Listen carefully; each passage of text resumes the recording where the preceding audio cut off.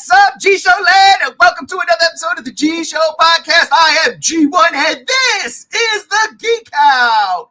Woo! Happy Friday, everybody. We made it through another work week. It's been crazy, but we are here now. This week, a bunch of stuff came out. There were things flying around in Star Wars land.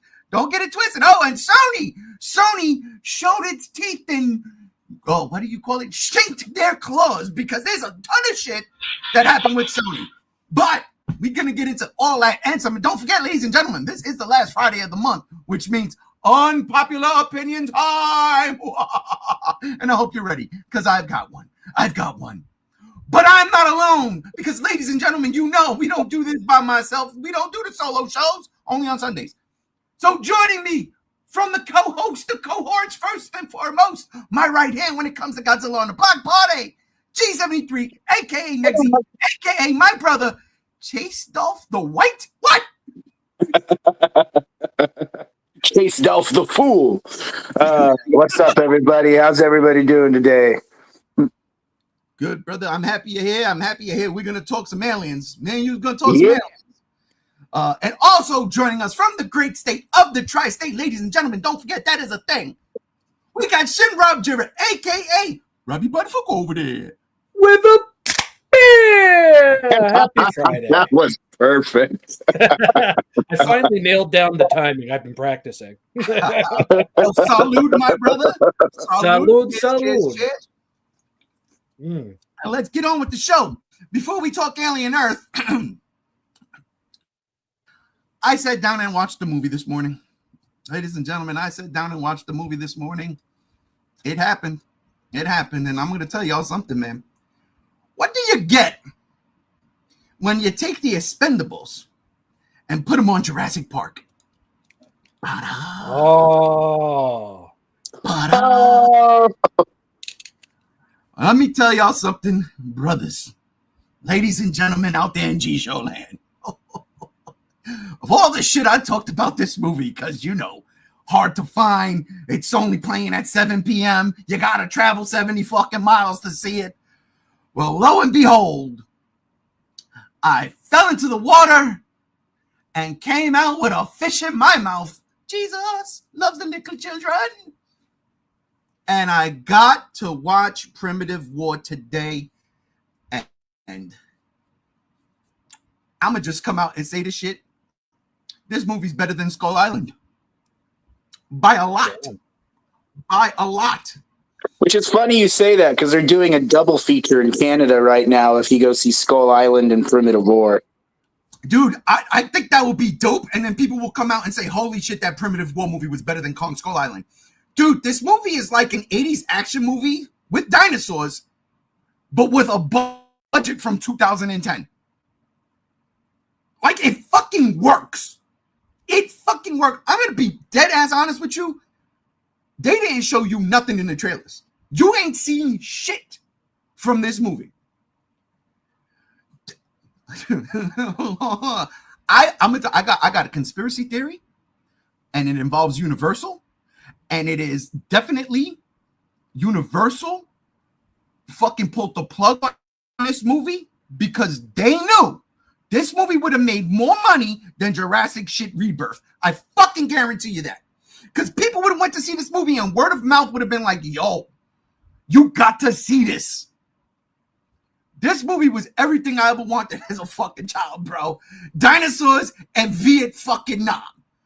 Dinosaurs and Viet fucking Nam. Yo, they're playing Vietnam music.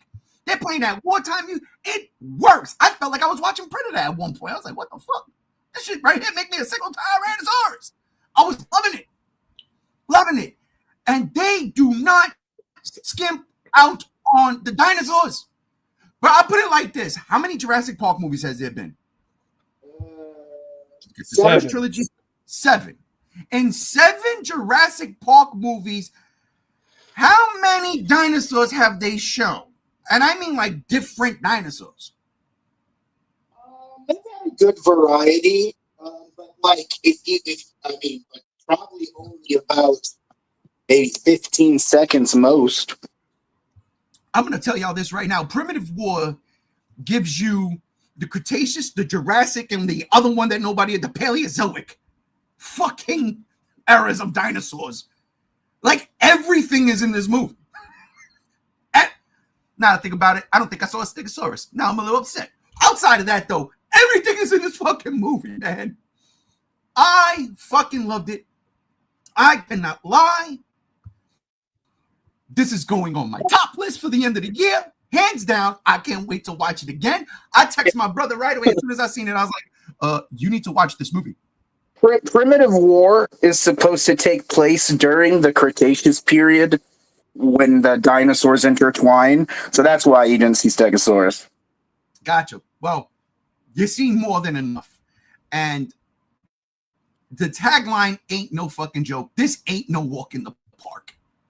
This is, I'm going to tell y'all right now, this is the best Jurassic Park movie. Period. And then Jurassic Park: The Lost World comes real close. It's almost tied. But this one, hands down. And what I really loved, here's the deal.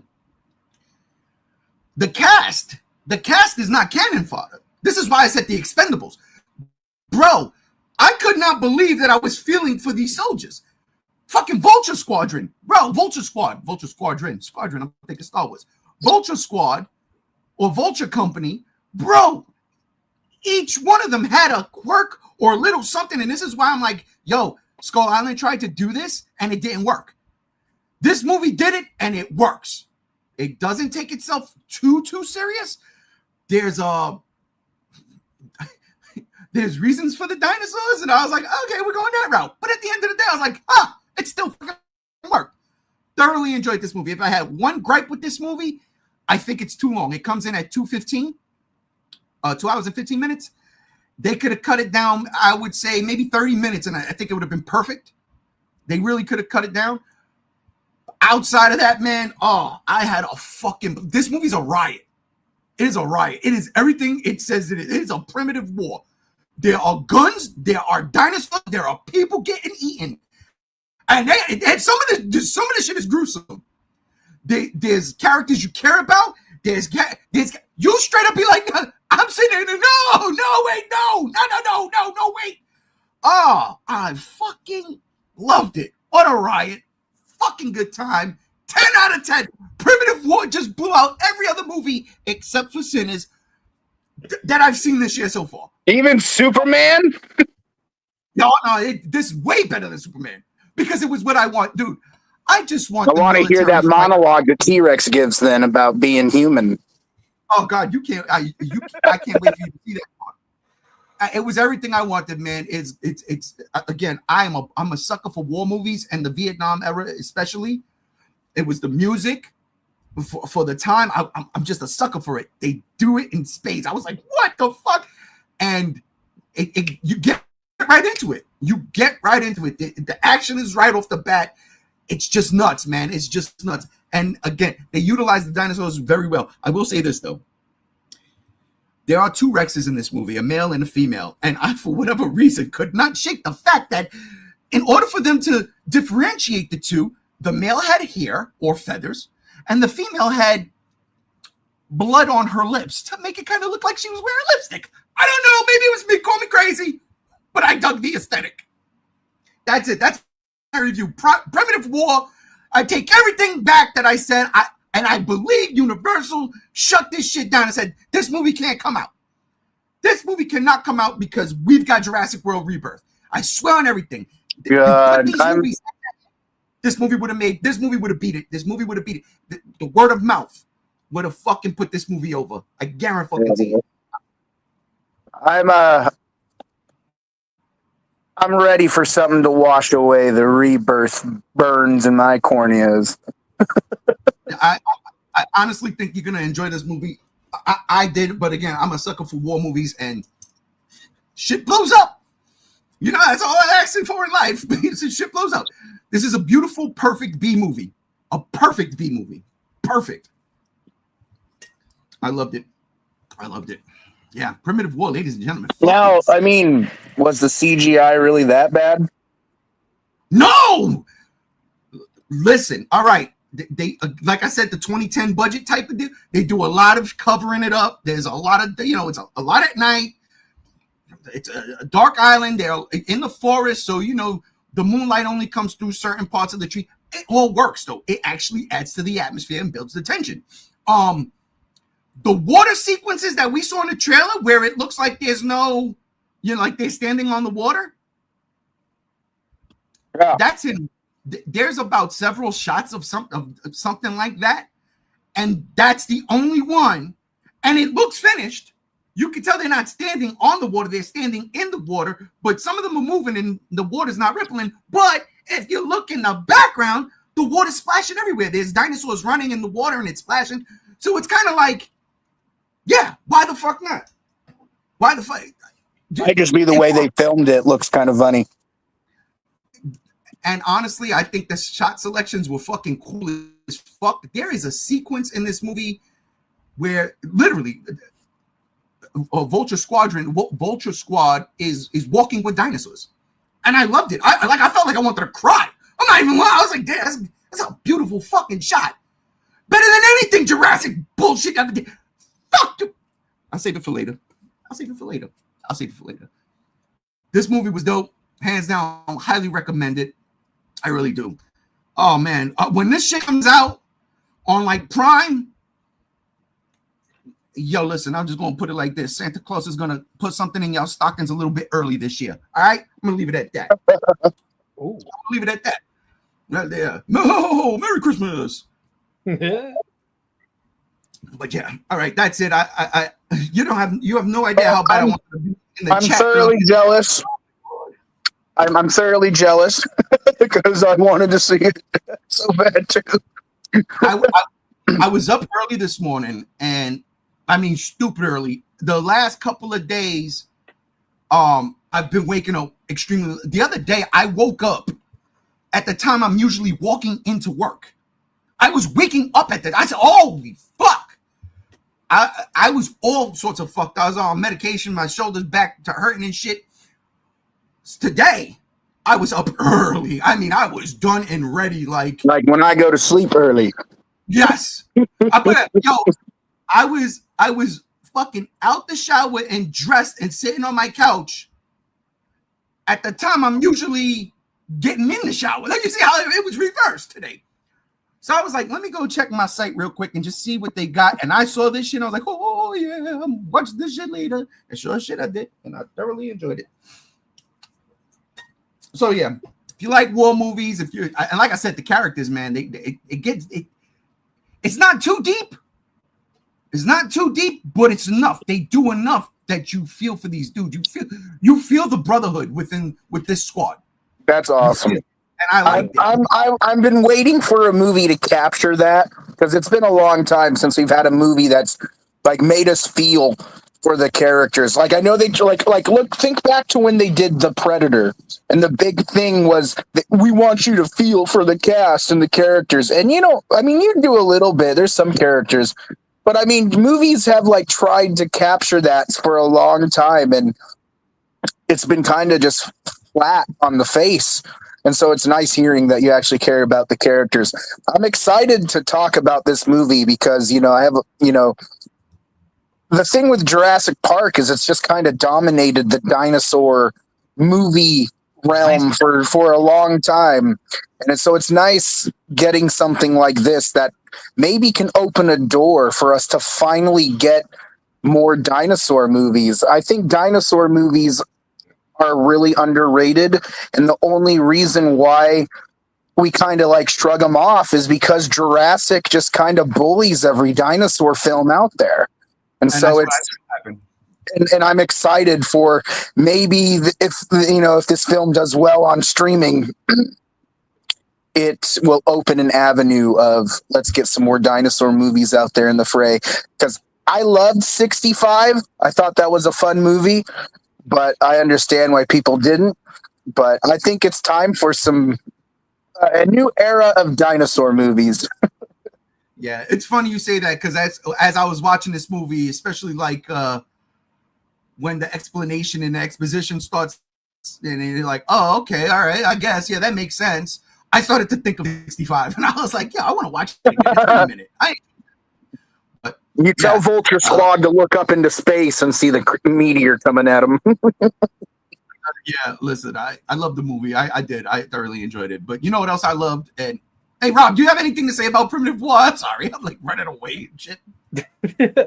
I just really hope it comes out on disc. They are planning for a physical release.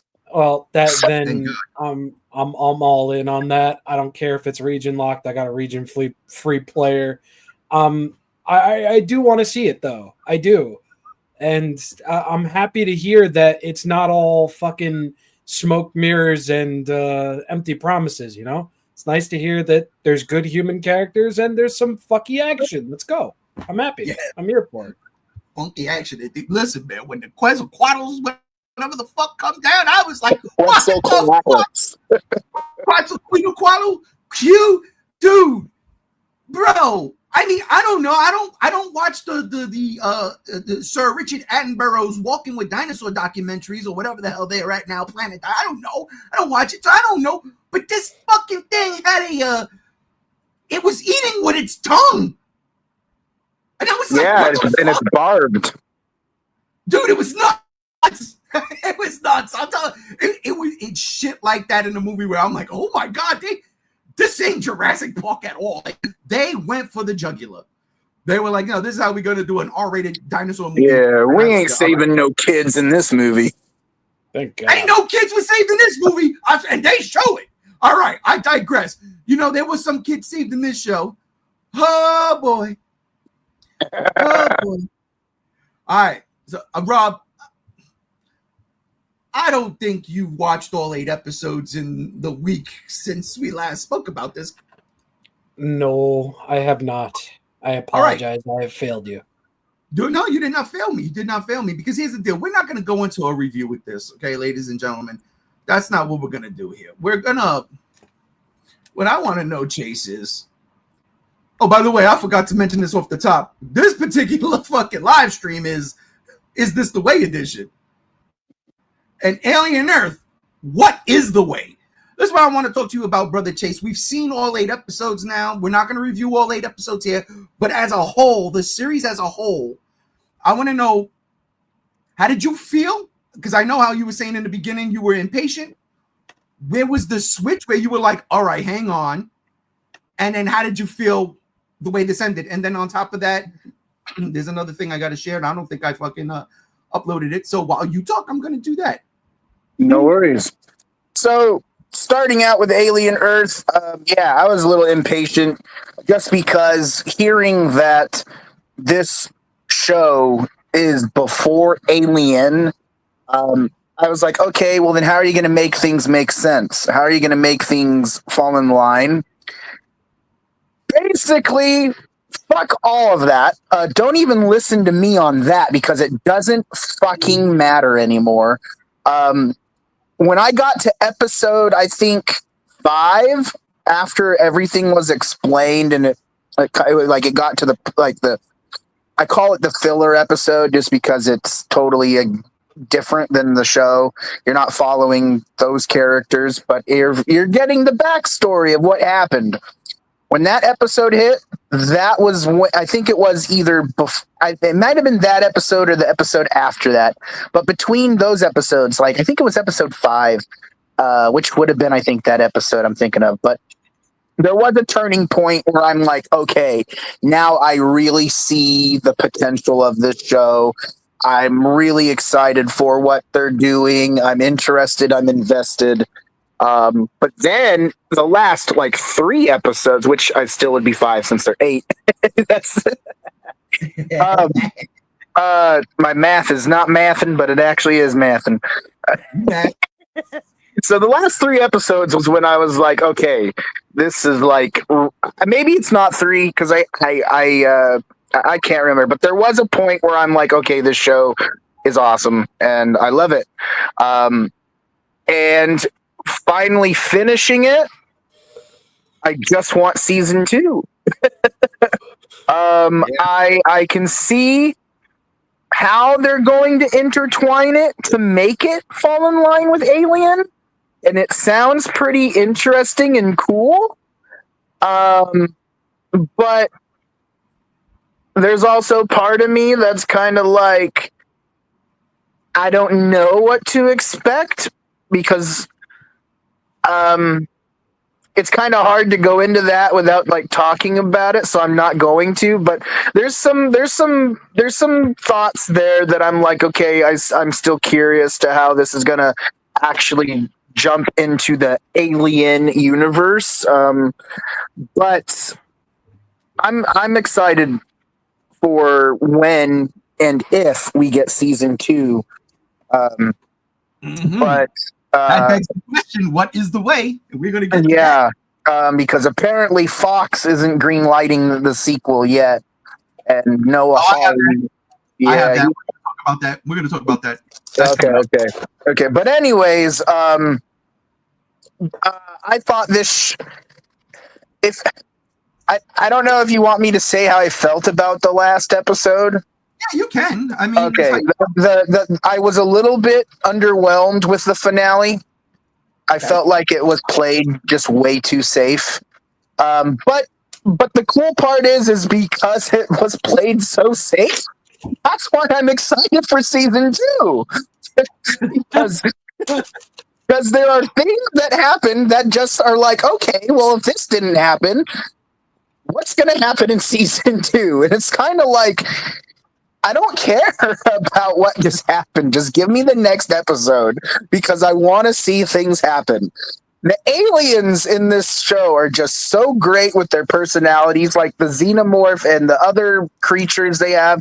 They're fun to watch. And I think that is amazing because I know Alien and Fox has tried to do that so many times, giving us varieties of xenomorphs and aliens, but now Alien Earth has done it to where it's actually entertaining and fun.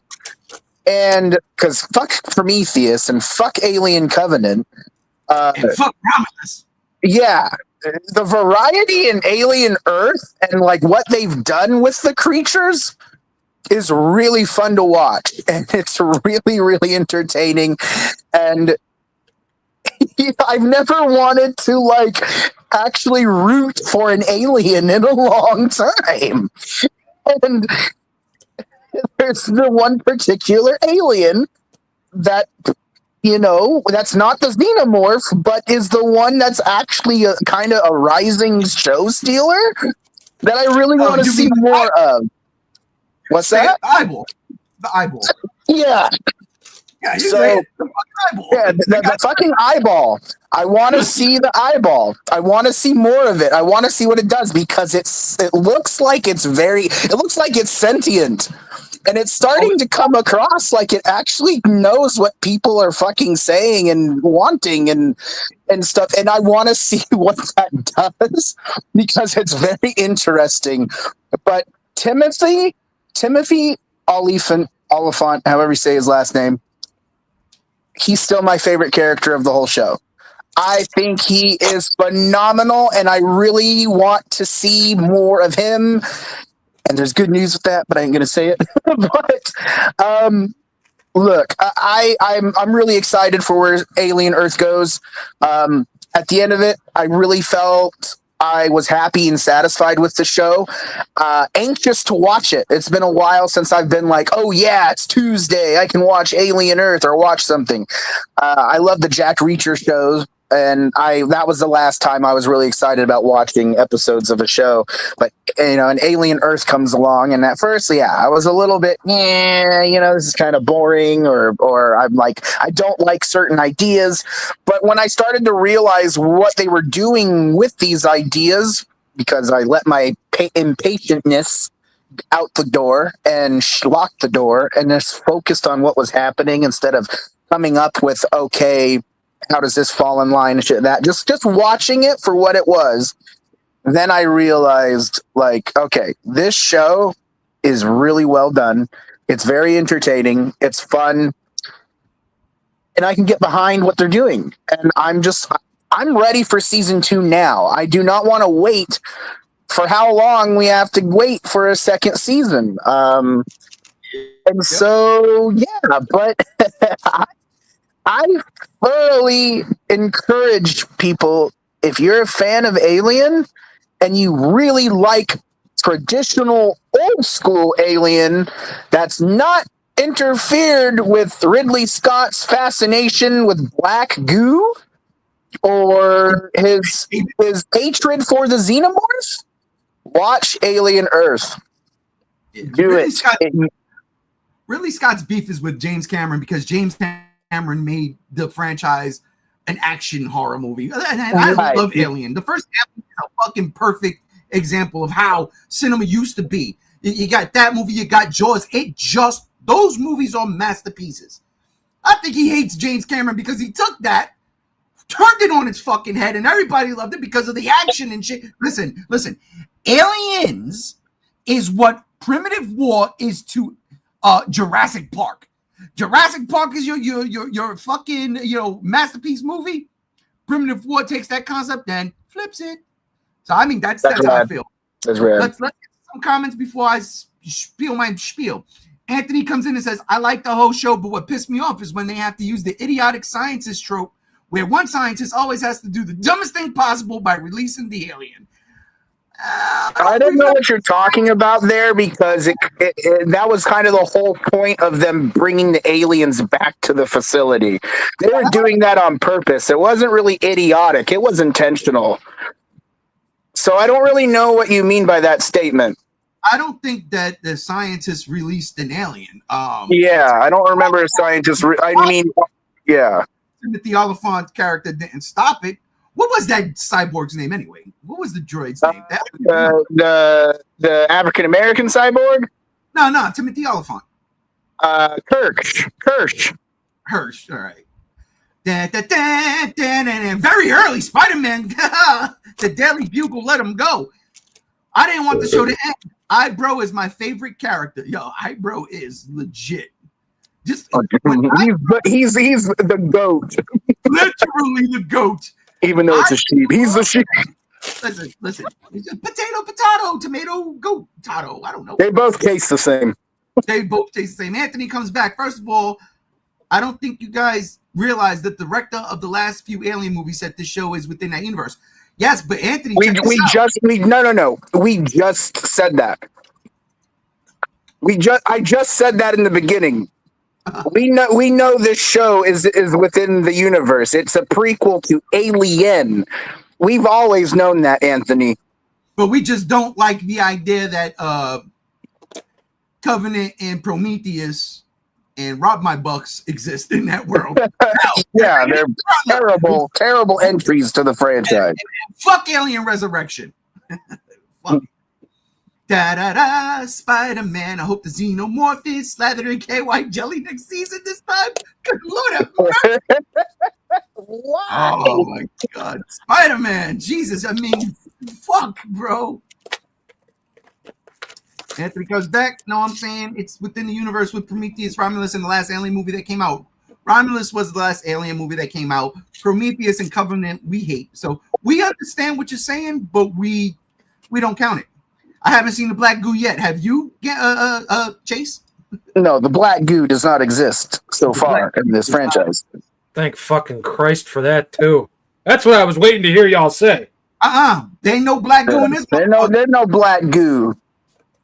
What they're doing is they are retconning Prometheus and Covenant in this really show. Like they are. It really good. Does. That's what it fucking. They are saying, Ridley Scott, you suck and your ideas are trash, and that's it. Yeah, Ridley, we're just gonna use Alien as a basis. Anything else can rob my bucks. Yeah, how it should fucking be. So the show starts off like this, and I'm like, wait, what the fuck? How did they get here when the last episode was, them on the dock? And she's like, what have you done? But hey, you know what? They're in lockdown now. The kids are on timeout. And the boy, this guy right here, everybody. My other favorite character in this show. Everybody's favorite asshole. I love him. I do. He's so fucking obnoxious, and he reminds me of a certain somebody named G1. I don't know who, but hey boy, good God Almighty, I'll give you a rap on the mouth. He's like the Eddie Brock. He realizes what the fuck he's done, by creating these guys. And now as the shit hits the fan, yeah, it's fucking go time. I was saying, I thought the episode started off slow, but as it progressed, the momentum for me was gaining and gaining and gaining. And I was like, okay, yes, here we go. Did we get the payoff I wanted? No, but that's okay. Yeah, but that's okay. That is okay. As long as we get season 2. What we did get, though, and this is, again, why I love this show, and I can't believe it, like, literally twice this week, I've been so impressed with the things that you don't normally see happen in these movies happen.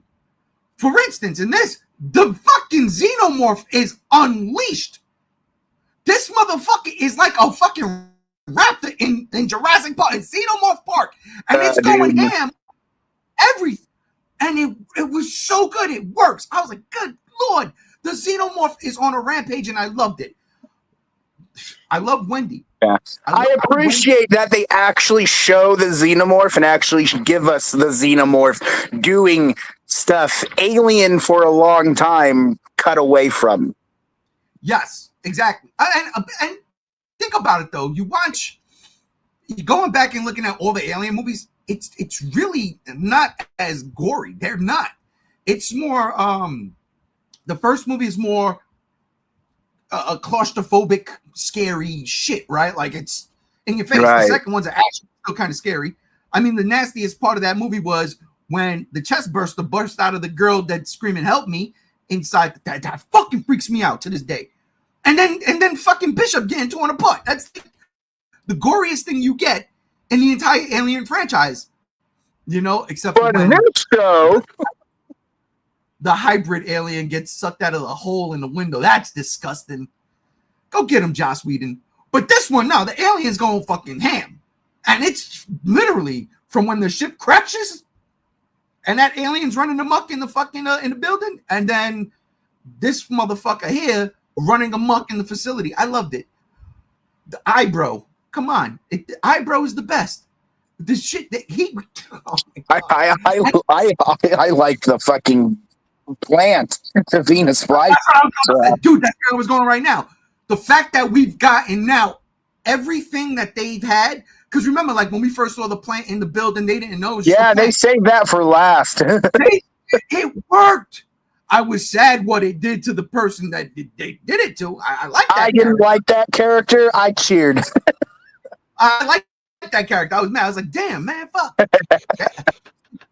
Is that the girl from fucking the Disney Channel show Ant program? Something, I don't think it was. Anyhow, I digress. But the fact that they showed that now, we got the fly. We know what eyebrow does. We see that. Yeah. We got to see everything of the 5 aliens that they brought. We got to see everything those aliens had brought to the table. And I was so happy because I loved everything they did. And it was it's the one with the fly. I never was afraid for an android type unit until that episode. And now I'm like, dude, not even the androids are safe. Yeah, no one's safe. No one's safe. Let's get to some comments before I continue. Spider-Man swings back in. Mother Nature is the best creator. It's true. Not no David, not no Black Goo. Mother Nature. Let it rock. Anthony comes back. Is this kid as much as an asshole as Homelander is? No. As much as a social? No. Especially if you've been caught up with the recent episodes of The Boys, Homelander is still more of a monster than Boy Cavalier. Yeah, I gotta watch. I think I'm still on season 2, but I don't know. I'm gonna get to it. Uh-oh. I just started watching Gen V, and I can still tell you, yeah, Homelander's not. Boy Cavalier's still. Yeah. Oh, there he is. Oh, wait, I'm losing it. This is why we need JR.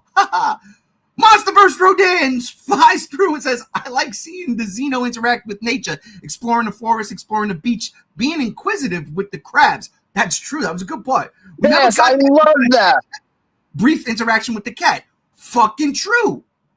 See, that's when you pay. That's when you got to give the showrunner its props and give him a clap because the attention to detail is there. And stuff like that is what makes the Alien. Hold up, look who's here, ladies and gentlemen. JR, Blackbird Banner. Hey, what's going on? Thank God the comment reader himself has arrived. Finally getting paid to do what he's supposed to do. Right? And I just want to comment on that. That's what makes the Alien so that's what I like when they do that with details, when like the xenomorph being interested in other things, because that adds depth and personality and interest to the characters, and we don't see stuff like that anymore. And I love that they gave the xenomorph that, because we almost start to feel for the xenomorph a little bit. Well, I didn't feel for the xenomorph ever. That's a one. Shoot that shit. They did shoot it. Did you notice it was like bulletproof? Wait a minute. Full house, ladies and gentlemen. Gam Z1. What's going on? Sorry I'm late. You're not sorry. No, everybody knows. Work runs late. JR just got on. Gam just got on. I've been home for an hour and a half. I'm sorry I'm late. Okay, you know, he's gone. I kicked him. That's what happened. I've been home for an hour and a half. You missed Monday Night Raw with the fellas, and then you go ahead and you tell me that? Oh, Banned in Texas. holy shit. That's funny. Full house. That's all good. We're good. Yeah, no, I agree with what you're saying. I didn't feel bad for the xenomorph. Did you notice that it did get shot in the head and it kind of it's fucking bulletproof. Yeah, I was like, what the fuck? All right. And that's going to be interesting to see progress, because their guns are primitive to it. What the fuck does that mean? And that's where I'm going next. See the show progress. How? So Brother Chase sent this message on Wednesday, as a matter of fact. I believe it was Wednesday morning. Yeah. Alien Earth update given by showrunner Noah Hawley after the finale. In a Screen Rat exclusive, creator Noah Hawley offers an update for season 2. And I quote, "We're talking about the future of the show, and FX does their homework. They really make sure that they understand what the viewership numbers are. It's where you end more than where you started. Now." That doesn't sound good. For me personally, I'm kind of like, what are you saying? Is we might not get a season 2. Yeah, that's what it sounds like to me. So, and that's one of the things, and I should have looked at the fucking numbers, and I didn't. But I want to do the homework and see if the show got more steam as it went on towards the end, or if there was a drop off. If there was a drop off, I've got an idea. But if there was a drop off, this is sad, because I don't think there'll be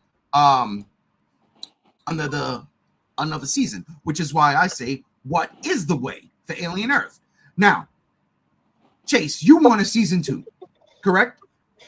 I do, and we can get into it later, but there also have been other reports from Noah speaking recently. Nothing still confirming a season, but he does kind of shed light, saying the show has been extremely successful and FX is happy, just that we haven't gotten a sequel greenlit yet. Okay, so here's my take on this before we move on to the next topic. Here's my take on this. If, for whatever reason, they don't get renewed for season 2, here's what you got to do. You've got Hulu. We've already done it with Prey. You make season 2 an Alien Earth movie. You make it a movie. I mean, Disney has all the fucking money. They after that Jimmy Kimmel fiasco, I don't know what's going on, but they've got more than enough, right? They should be okay. Instead of making 8 episodes for season 2, condense it, take the best parts, take all the story beats you want to fucking tell, and make a 2-hour movie, drop it on Hulu, and that's it.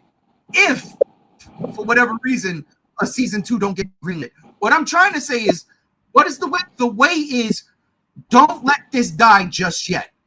finish it, whether you do a season 2 or whether you do a movie.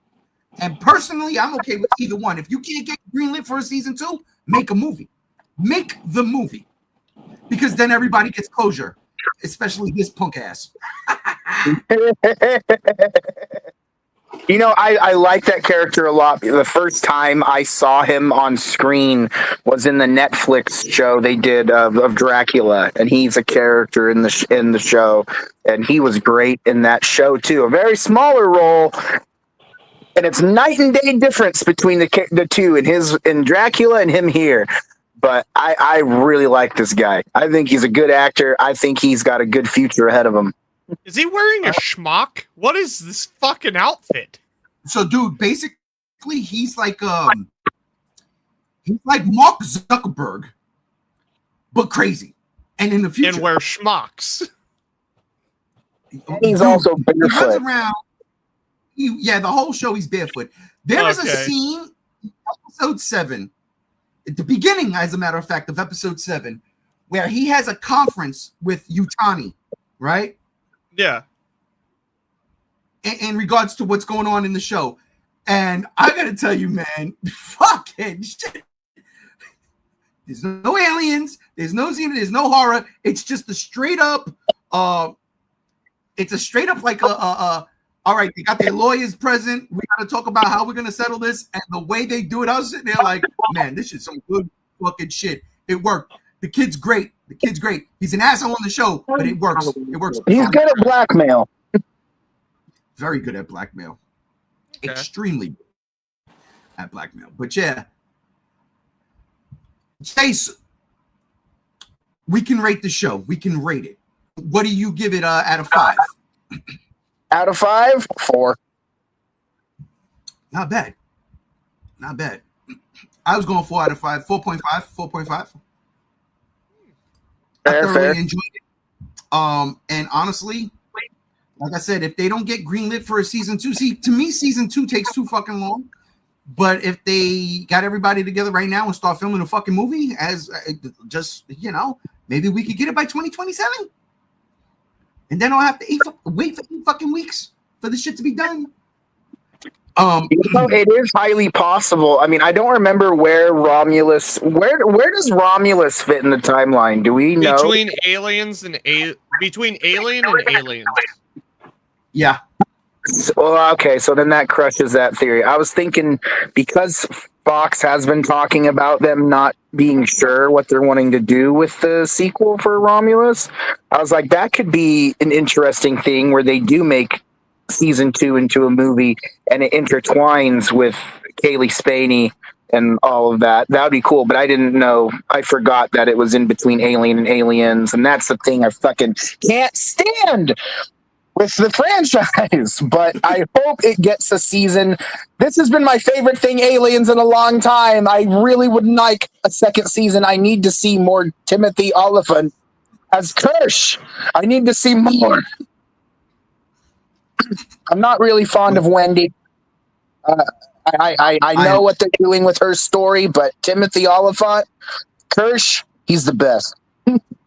Wendy is the best character. But switching up from Aliens being owned by Disney, you know who else Disney owns? They own Wolverine. That's true. That's not even a lie. Disney owns Wolverine. It's true. But Sony's Wolverine. Has this way been done before? I just got to throw that out there, ask that question, because you know what? I'm going to start this motherfucker off. I seen the trailer. I dug the trailer. But you know what that trailer reminded me of? This. So I don't even care about the PS5 Wolverine game. This is the game, best Wolverine game ever made right here. But I digress. We'll go back to this guy because it's his time. But yeah, this way has been done before. I watched this trailer and I'm like, okay, oh, look, it's Omega Red. Cool, nice. All right. Oh, look, Mystique is the Miles Morales of this game. No problem. Whatever. I didn't realize the actor that plays JD in Gears of War is the guy playing Wolverine. I don't give a fuck. I killed JD in Gears of War 5. Spoiler. That's what I think is happening, though, because now that means JD's death is canon in Gears 6. That's right. He needs a new job, and it's Wolverine. All right, so Rob, you've been here for a long time, and unfortunately, you weren't able to talk much because you didn't watch Primitive War. By the way, I saw Primitive War, y'all. It's fucking fantastic. And you didn't watch Alien Earth, but you did see the trailer for Wolverine. What's your take? Looks like a pretty fun game. I mean, God, how do you even pull that together? The last time I was excited for a game of this ilk was probably the Deadpool game, and we all know how that turned out. Fantastic game. Yeah, it was fantastic, sure. Watching this trailer, it was kind of like a wish list. It's like, all right, we haven't seen anything worth of note about this game since it was announced, right? So it's like, obviously, you want to see all the good shit. And, oh, God. Oh, fuck. God damn, dude. That was I Digress Part 1, 2, and 3, the trilogy box set. Jesus Christ. Basically, all I'm trying to say is the movie, the game looks like a lot of fun. It looks like it's going to be a button masher with just a lot of spirit to it. I'm not going to be able to play it. So at the end of the day, it don't fucking matter what I have to say about it. But if I had a PlayStation 5, I would walk my happy ass to GameStop and pre-order this for day one. Because it's bloody, it's violent, it just feels like peak Wolverine. It looks like a great fucking time. That's all there is to it. Gotcha. Gam, you've been home for an hour and a half now. You know, you're gonna be home with us. I'm pretty sure you watched the trailers I told y'all to watch, right? I'm 100% certain you saw this trailer, right? So I want your take. Oh yeah. Indeed. So I'm guessing that even though we're doing these naming conventions, we're not talking about the other trailer yet, even though it was the first topic in the list. So thank you for not getting to that yet. No, we're not getting to that yet. Thank you for not getting into that yet. As for this, damn it, he didn't watch an hour and a half. No, I did watch this trailer. I watched this trailer the day it came out. And this trailer, I've been talking to everybody at my work at Arby's about pretty much all day. I am very excited. I, too, was so unbelievably reminded of specifically the Xbox 360 and PlayStation 3 version of this game. We do not speak of the PlayStation 2 version of this game because it's censored garbage. God. But this game is so bloody. It's very visceral and violent, and it understands Wolverine as a character, but it's still an Insomniac game with the high quality budget cinematics, and it's probably going to play like an Arkham game because that's what Spider-Man plays like. So it's going to be very fun. It's going to be very gory. It's going to be very Wolverine. And I'm very excited. And I'm also very excited for the future because I've been specifically talking with one particular coworker about like what's coming after this. And I'm very excited, but I don't want to get into that. This is Wolverine's time to shine, not anybody else's. No. I don't know what's coming after this. What? So basically what has been talked about in the rumor mill, according to my my coworker, is that right after Wolverine is obviously going to be Spider-Man 3, but the big thing that they're working on is a solo Venom game. Oh yes. So what I'll say is Insomniac's whole list of what games they're working on leaked on the internet. Mm-hmm. It's going to be a while till we see Venom. Yes. What's going to be happening pretty much next after Wolverine is X-Men for a bit. That was like number 3 on their release list. Yeah. Venom's not going to be out for a while. And neither is Spider-Man 3. Why are you guys saying Venom? It's pronounced Venom. Come on. Say it right. White guy. Carnage. Toxin. Lasher. Riot. Spider-Man Sweet says, what, JR? Good to see you, JR Boo Boo. I love you, Spider-Man. Hey, boo boo. We had the Batmobile together. Don't you worry Here about we it. go. Spider-Man says, it looked nice, but my standards are very high after Origins Wolverine. I'll get this when it's on sale. I'm still bitter with how they did their Spider-Man 2 game. Listen, Spider-Man. Listen, I agree with you, like with Silent Hill, but my ass bought Silent Hill F today. The fucking deluxe edition for the PS5. So you say that now. But then you'll be like me and just be like, I'll fucking buy it the second day it's out. You're welcome. Spider-Man also says, yeah, give me that Venom game. Give me that symbiote goodie. I agree with this, but I hope, because I too was very disappointed with, at the very least, the story of Spider-Man 2. I have not played the game myself, but I have seen the entire story at this point. Thank you, YouTube spoilers. I personally very much hope that they bring Eddie into the story, because Eddie exists in the Marvel game universe, but it was Harry that was Venom in fucking Spider-Man 2, and I fucking, ever since they introduced that concept with the dumb Ultimate Spider-Man TV show that was on Disney XD, I've hated the concept of Harry Osborn being Venom. Please stop, Marvel, Disney, whoever the fuck is in charge of it. Stop. Listen, I think Gam Gam hates Harry Osborn being Venom more than he hates Mary Jane Watson being Venom right now. Yes, I've hated that concept from the get-go. Kind of same with the Mary Jane thing, but honestly, I take Mary Jane over more fucking Harry. Please stop making Harry Venom. My God.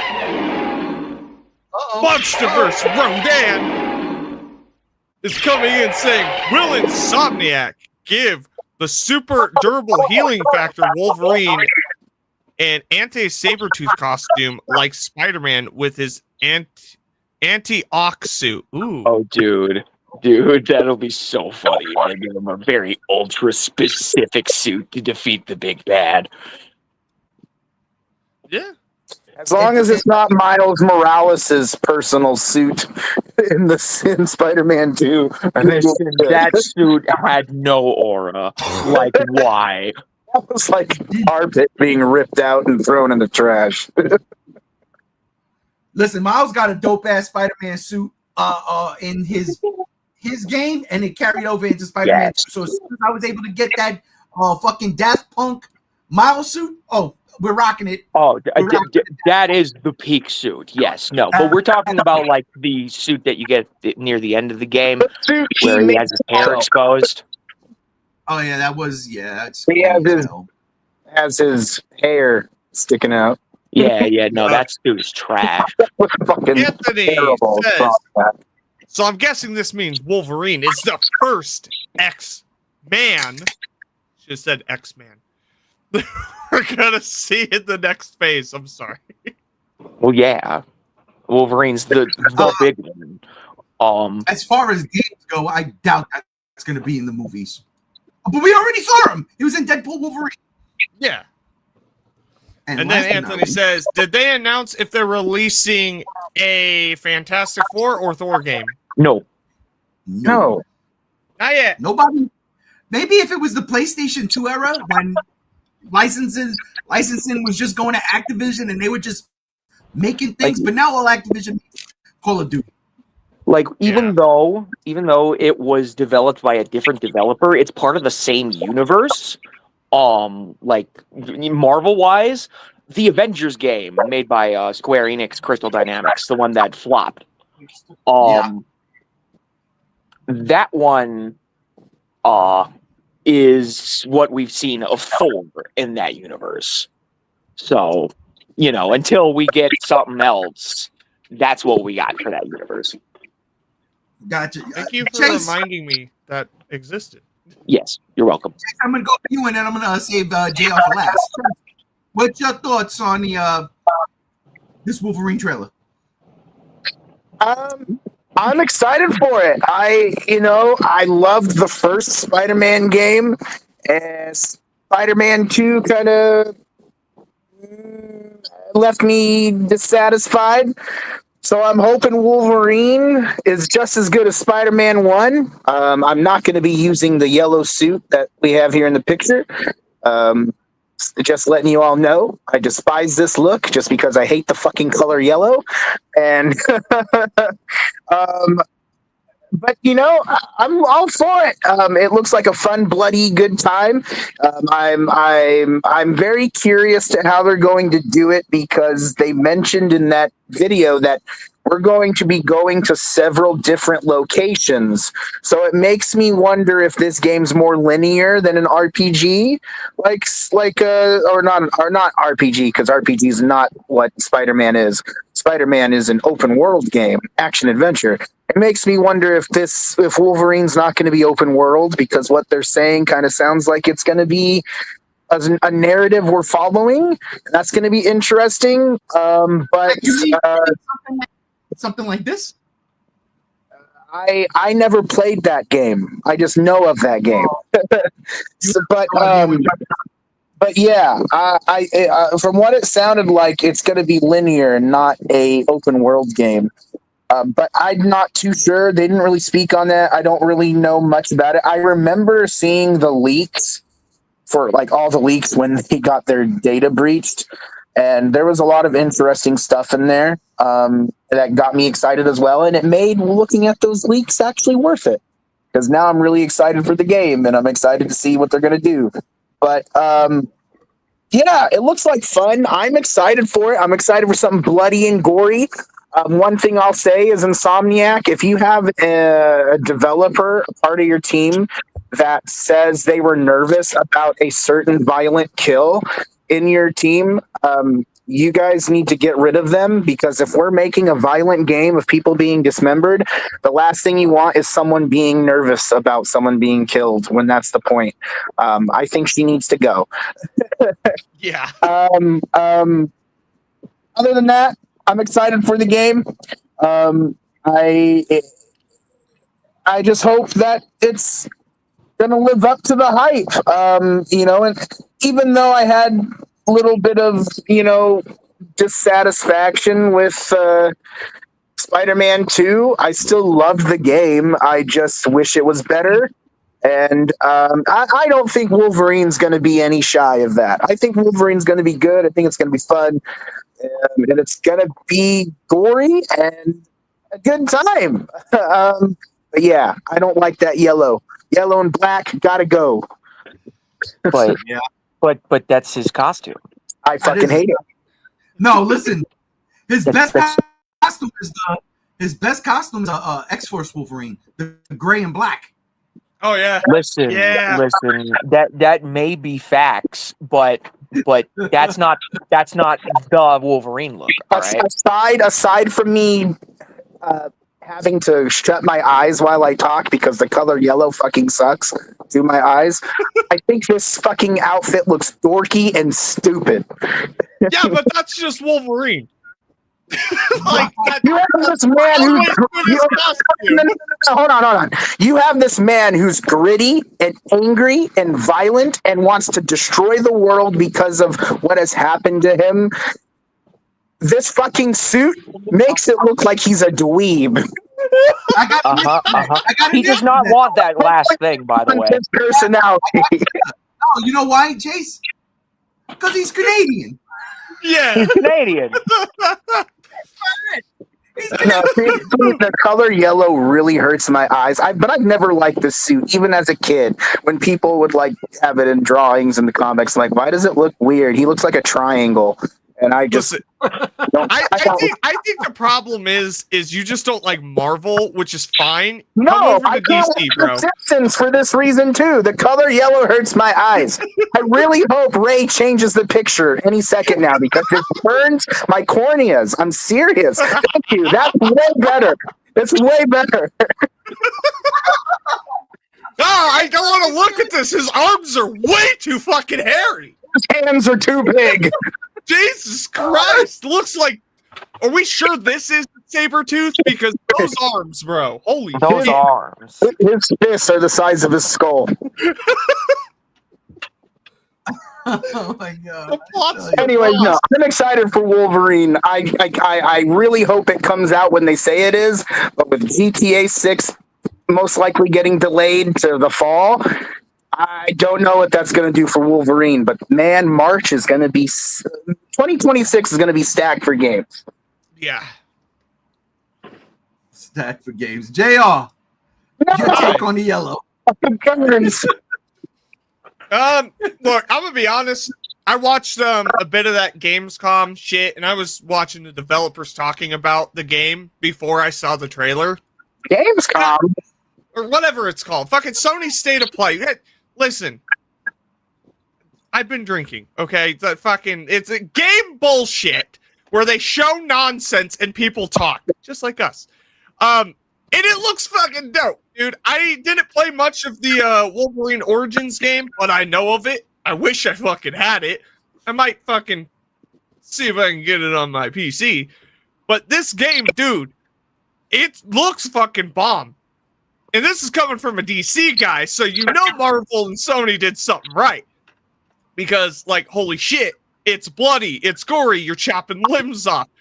He looks like Wolverine, and it's kind of refreshing to not see Hugh Jackman as Wolverine. Like, we all joke with Deadpool and Wolverine, like, oh, Henry Cavill is Wolverine. Fuck, he looks like Wolverine. But this guy, he looks like Wolverine, too. I'm like, he's got it. He's got it there. Yes. That's dope. Yes. That's Since Wolverines are yellow. You know, Wolverine in the wild, they're like the color of a skunk. They're black and white or gray. they're brownish. Anyway, I do have one worry with this game. And it's a big one. How close is that camera going to be with over the shoulder? Because with a game like this, it needs to back the fuck up. I can't have another God of War reboot scenario where I'm just like, God, just back the camera up. I got no sense of anything with my surroundings. I hope that the camera gets at least 35 feet back. Spider-Man. If you play the Spider-Man games, that's the camera. Yeah. That's fine. If they go that route, I'm completely okay with that. But that was my biggest concern. The gameplay parts that they showed? I watched a little bit of it, but not too much. They showed all their gameplay they had to offer, and you can see him walking around and jumping across buildings and fighting people. Yeah, I still felt like it was too close. The camera's not over the shoulder. It's you have a character in the middle of the screen. We'll see. Sony. We did see. We saw it in the gameplay stuff they showed. They lie. They fucking lie. Anyway, they do think Wolverine is the color scheme of a bee. So yeah, maybe they are blind. But look, I dig this game. I hope, which I'm sure they'll have unlockable costumes. Wolverine versus the Hulk costume would be pretty dope. I mean, we were teasing that shit in Deadpool and Wolverine. I'd like to see it in this fucking game. And yeah, curious to see where they go. Yeah, no, the first appearance Wolverine Hulk issue costume is yellow and blue. Yeah, yellow and blue. Let's get that. The yellow and brown is traditional Wolverine. That's what we've grown up on with the X-Men cartoon. No, he was blue. It was blue in that damn cartoon. Yeah, it was blue in the cartoon. But there was also a stint where it was the yellow and brown. Because yellow and brown, I do believe, was also Wolverine's look in the Marvel vs. Capcom games. I think there's a variant. The Marvel vs. Capcom, he is blue. He's got the blue. But if it's I think the Bone Claws might be brown. I don't know. I'll go put my arcade on real quick. Okay, you fucking Marvel nerds with your fucking Marvel shit. It's Marvel, baby. Fuck off. I got this coming. It's on the docket. But no, like for real though, this game does look fucking sick. I'll probably pick it up if I can at release. Probably, Okay. yeah. I did the same thing with Silent Hill F, and I said I wasn't going to do that. All right. Thanks, Rob. So I'm going to You're ask welcome. the one who played this game before. Sony's Wolverine. Has this way been done before? Gams. Yes, it has been done before, but it can be done again and be done well. And Insomniac can do that. A little uptick in the upgrade there. Rob, you played the original one? Nope. Can't answer you that question. I know G73 didn't play the game. He said so. Oh, and you didn't play it either. So I guess it's just me and Gam. Yeah, no, this has been done. No, I can check my Xbox achievements and see if I played the game. He just forgot. So Gam, Possible. But no, I mean, I know I know a lot of parts of that game, so I must have played it and just forgot, because I remember the bridge sequence. I remember fighting a guy in a prison. I mean, I remember a lot of shit from the Hugh Jackman not talking. I mean, I there's stuff about that game I remember either seeing or playing myself. I just don't remember much. well, I know the end of this trailer showed Wolverine looking at a sentinel, and I was like, oh yeah, I've done that before too. But I digress. Let's get into some comments. Will we, JL? What do you think? Yeah, let's do it. Comics But time. first, but no, wait, first, I hope that at least this game can be of the same quality as X2 Wolverine's Revenge for the PS2, where Mark Hamill played Wolverine. Oh God, Wolverine? Holy Mhm. shit. How did that sound? Like the Joker, but more deeper? actually, he did a pretty good job. He did a really good job. Yeah, That- Mark That, Hamill, that sounds interesting. he has this gravelly voice. It's really good. It's really good. Trust me. You Check that out. That sounds interesting. You wouldn't know it's Mark Hamill, but yeah, Gam's good fucking deep cut there. I forgot about that one. You're welcome. That's why I love you, hour and a half home motherfucker. All right, let's get to the comments. Bam! Ask All the right. question. Did Black Panther flop? There was no Black Panther game, and the They movie canceled. didn't. The Spider-Man movie, not at all. They canceled the Black Panther game. Yeah. Yeah, it's been canceled. Did the Black Panther game flop, or they released a couple? It's gone. It's don't done. know. Yeah, Wait, it never released. Never Yeah. released. Black And the Panther game they released years ago? Are we talking about the same thing?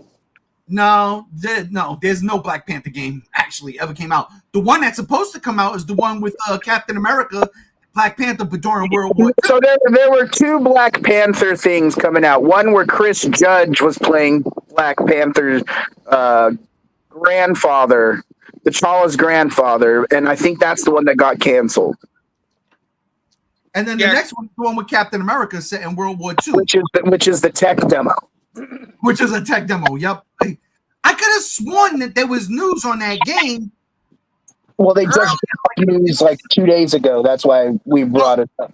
The only thing I remember with Black Panther was he was in the Avengers game. They made a big deal about him being DLC for the Avengers game, and nobody gave Yeah, he was. Terrible.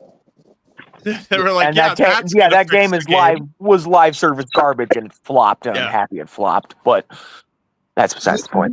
You want some good Black Panther? The first Black Panther movie, Civil War, Infinity War, hell, even at the end of Endgame. Or, and I shit you not, the fucking Kang the Conqueror arc of the Avengers cartoon, where Bruce Timm, the guy who did Batman the Animated Series, was like not a showrunner, but like art director, because they look like they came out of the DC animated universe.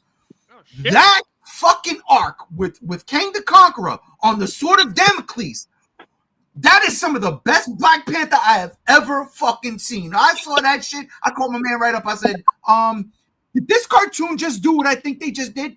Fucking fantastic. That's old school. Let's go to Monster vs. Rodan. I'm not getting the roar out right now, but Monsterverse Rodan says, pretty sure EA canceled that game during their layoff craze. Yeah. True. And then Spider-Man swings. Oh my God, that's your Leaf job. Bros have interesting taste in costumes. What the fuck does that mean? Wait, He's talking about Alpha Flight. He's talking Okay. about Canadian. That's when we were. Yep. And hey, come on, man! I don't like that the red and the white or the red and the silver really works. I gotta be honest. Dude, fuck. I read fucking Batman. Like, come on. Oh, Batman had some good shit, man. Batman had some good shit this week, and good God, Rob, I want to apologize, especially to you too, Games. Last week when you put that absolute Joker up in the fucking chat, I thought that was Titan Joker. I thought that was going to be in Justice League versus Godzilla versus Kong 2. No, but that's absolute Joker, and I'm like, what? What? Okay, so now I still have the question: what the fuck is that? Yeah, what the fuck is that? I'm with you. I don't know.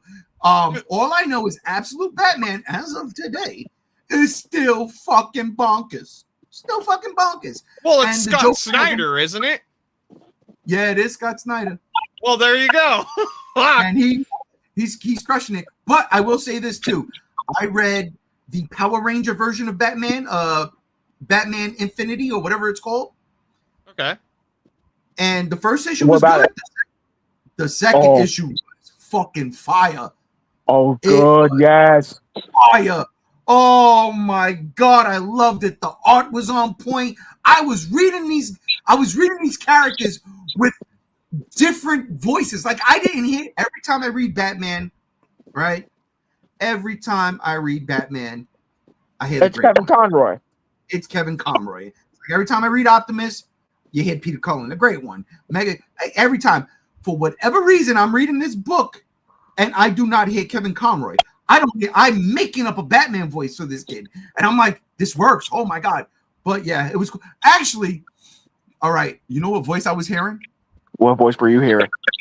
A younger Keanu Reeves. Oh no. Read the comic book. Think about a younger Keanu Reeves playing Batman. They have Keanu Reeves as Batman in some things. The fucking movie they did. I think wasn't he also Batman in the Lego movie too? I don't remember. I don't think he plays Batman in the cartoon that came out a few years ago about Superman's dog. Super Pets or whatever the fuck. Yeah, he was Batman in that, wasn't he? Yeah. I've never seen it. That's crazy. The Legion of Super Pets. Yeah. No, it actually wasn't a bad kids cartoon. It was pretty. It was pretty good. Dwayne the Rock Johnson as Crypto the Super Dog shouldn't have worked, but it kind of did. Yeah. Hashtag not my Crypto. I like my Crypto the villain, like in Superman. He's a bad boy. Fucking terrible. I did. All right, well, here we go. Wait a minute, where the fuck is it? What the fuck?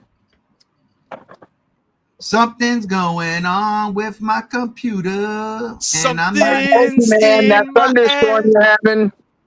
I know it. It's flooding, right?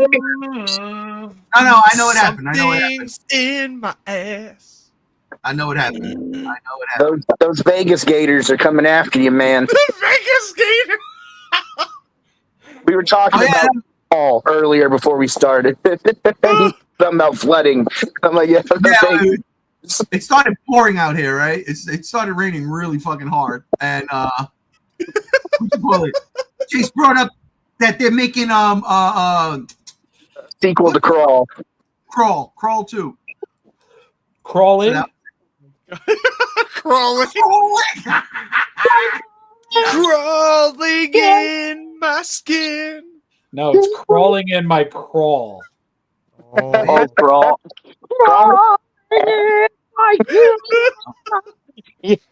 These crawl, they do not crawl. You know, it's real funny, ladies and gentlemen. We were talking about fucking Linkin Park songs and fucking chords. Look at here we are. Shit. Full circle, baby. It always full circles, bro. It always does. Life found a way. Life finds a way. Life. I think this Addison found a way. Fuck. All right. Well, speaking of finding a way, from TV to movies,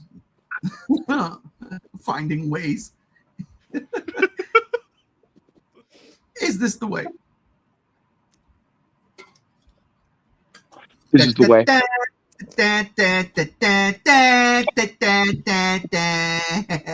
JR, I'll let you go first. JR, Mandalorian and Grogu. You saw the trailer? Is this the way? I would be lying if I said Grogu and the music didn't get me.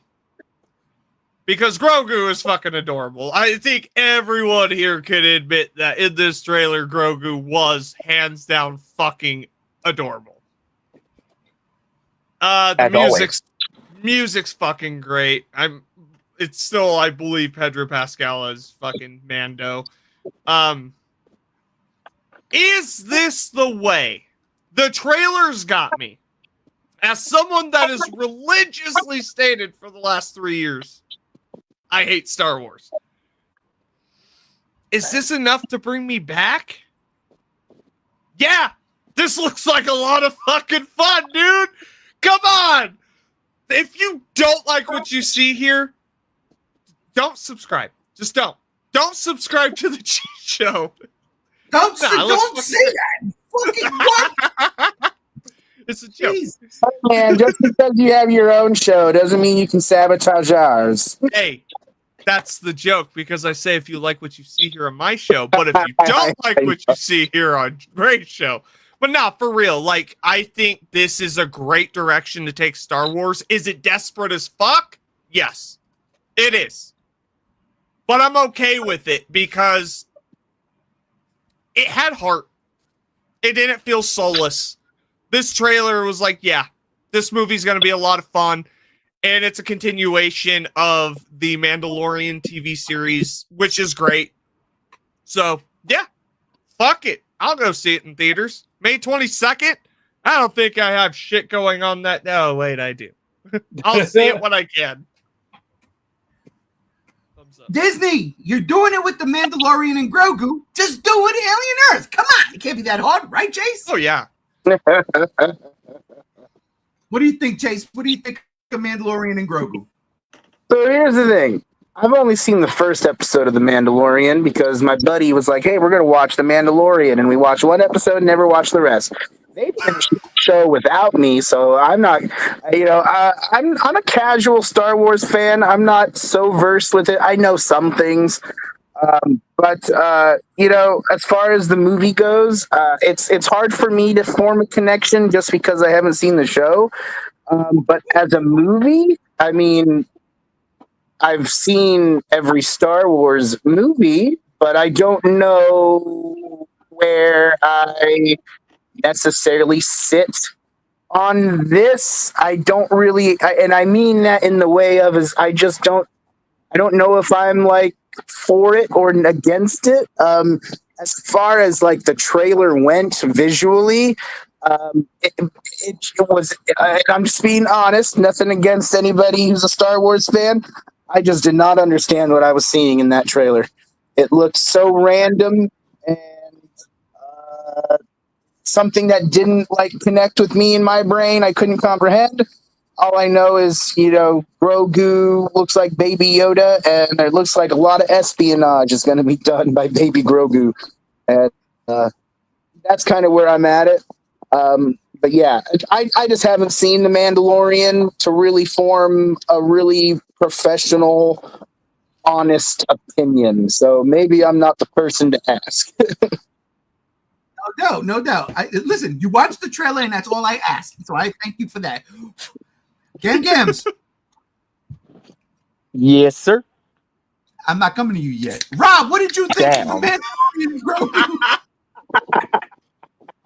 That was a silent middle finger.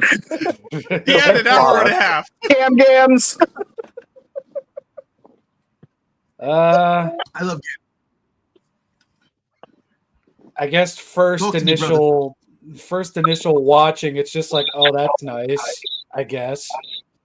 And then I watched it again because I'm like, you know what? Maybe I'm being a dumb, fucking, loveless piece of shit with no joy in his life. Maybe I just suck that much. Let me try again.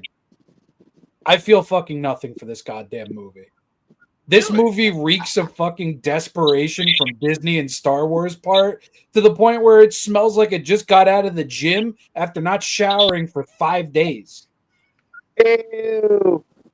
I genuinely, even as somebody who watched the show, I really don't understand why this is getting a movie. No, I know exactly why this is getting a movie, because it's one of the only positively reviewed fucking Star Wars anythings to come out of the last fucking 8 years. Which is sad because the one with the kids is really good. Yeah, it was. Skeleton Crew? Yeah, the Skeleton Crew. Crew. Really Stranger good. Things in space. Goonies in space. Even better. But yeah, dude, I don't have a horse in this race. Will it do okay? Maybe. At this point, I genuinely don't care what fucking happens to Star Wars. I really don't. And this movie coming out, I'm seeing so many people like, oh, it's Mando and it's Grogu. They got a movie, and I'm just kind of sitting here like, fuck you. Yeah, I have no hope. I have no joy. I have no love. I am mildly depressed, and I just bought a Lamborghini, and I'm 55 years old. That's what this trailer makes me feel like. So wait, pack your bags. We're gonna go on a trip for a bit. I gotta ask, Rob. Have you been playing the Silent Hill 2 remake? Because that's exactly how I felt playing that.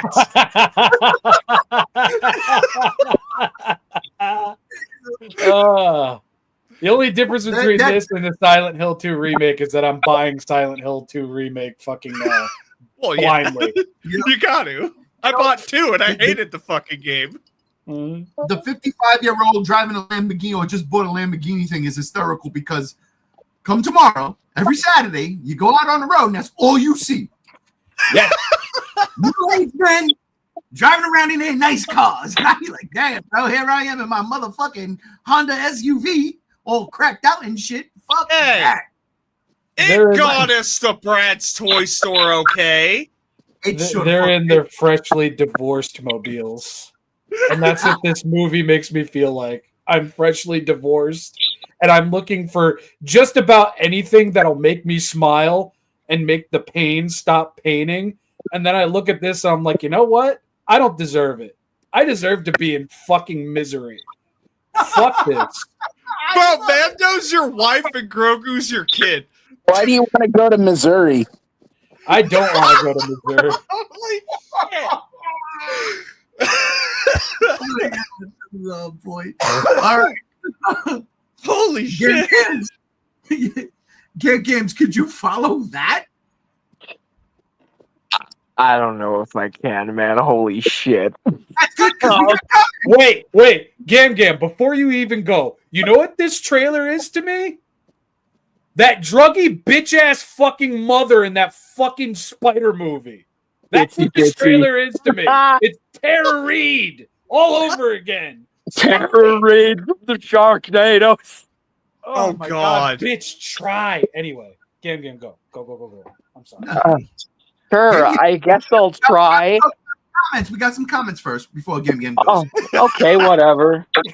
Hour and a half. Anthony says, to be honest, I think Mandalorian and Grogu is going to flop because people are just going to feel this is just a TV movie that should have been on Disney Plus, and it's an extension of the show. Yeah, but Star Trek, they've been doing that shit forever, in all honesty. If it flops, it flops. But I mean... But the Star Trek movies work, especially the Kirk crew. Yeah, the Kirk crew, not the Picard movies. Those are pretty much all ass. Come on. The second one was good.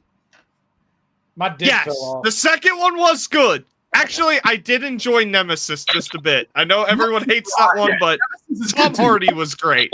Tom Hardy as the clone Picard. Yes, it was fucking great. It's pretty good. Yeah. All right. No, I kind of agree there with Anthony. I don't think it's gonna flop, but I do believe it should be a movie on Disney Plus. I'm sorry. Spider-Man says, this didn't click with me. I can't even remember what season I stopped watching. I'll watch this at home, but it 480p. Holy no! What the? At that point, you're just hurting yourself, dude. Jesus Christ! It's so good. Get those motherfucking TVs where you gotta twist the fucking knob to turn them on. It doesn't even know. You gotta twist the knob. Every fucking 15 seconds, there's a scan line. Yes, Fucking 4:3 aspect ratio. Shit! Microwave screen TV. angle those antennas to the right setting of the day. Spider-Man says my nostrils receded into my face, Rob. What the fuck?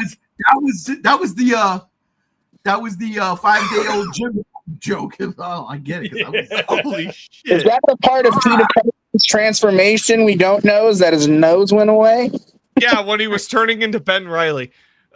Monsterverse Rodan says, I will see this day 30 and drag my stubborn cousin to see it at the theater just to be spiteful. Jesus Christ. I love that. By the way, ladies and gentlemen, the funny thing is we know who the cousin is.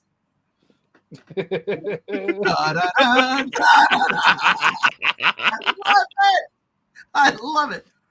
Oh my god. All right. This is getting so much hate. Jesus. I'm sorry. And it's ironically not coming from you, which is weird. No, fuck. Weird. It's weird here, guys. Look, I'm a sucker for Grogu. I'm sorry. You get a little baby adorable Yoda doing force shit with fucking what's her fuck from Aliens? I'm Sigourney good. Weaver. Yeah. Get it together. Not only that, but the self-proclaimed I don't care about Marvel guy sure as fuck knew who Ben Reilly was. What? Yeah, fuck. God damn it. Son of a bitch. Right. Dude, check fucking mate. Fuck me. Caught in 4K. I did. Oh no. Maybe even 8K at this point. Gams. It's your time. It's your time to shine. Right after I talk about Babu fucking Frick.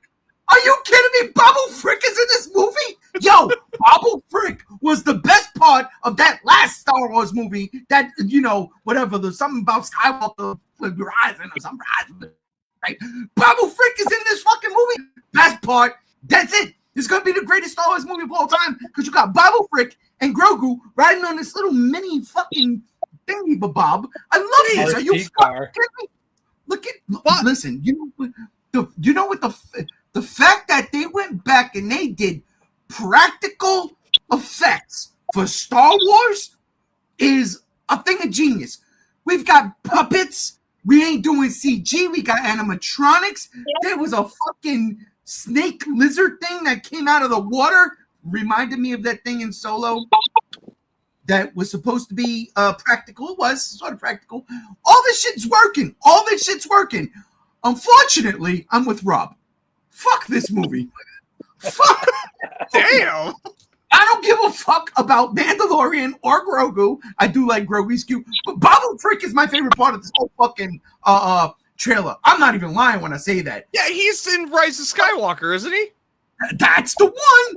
Where he fucking... Oh, I was like, I recognize him. What's he from? Oh, he fucking killed C-3PO. Thanks, guy. I appreciate you. Yeah, right. He did. He fried C-3PO. That was my favorite part of the fucking trailer. I'm going to say this. At Star Wars Celebration in Japan earlier this year, the trailer they showed for this movie was way better than what we got this week. Way better. Because that trailer showed Mando fucking breaking into an that sequence when you see the AT falling off the fucking cliff. Yeah. They show that entire sequence, and I'm going to be honest. They should have showed that here. That was fucking pure.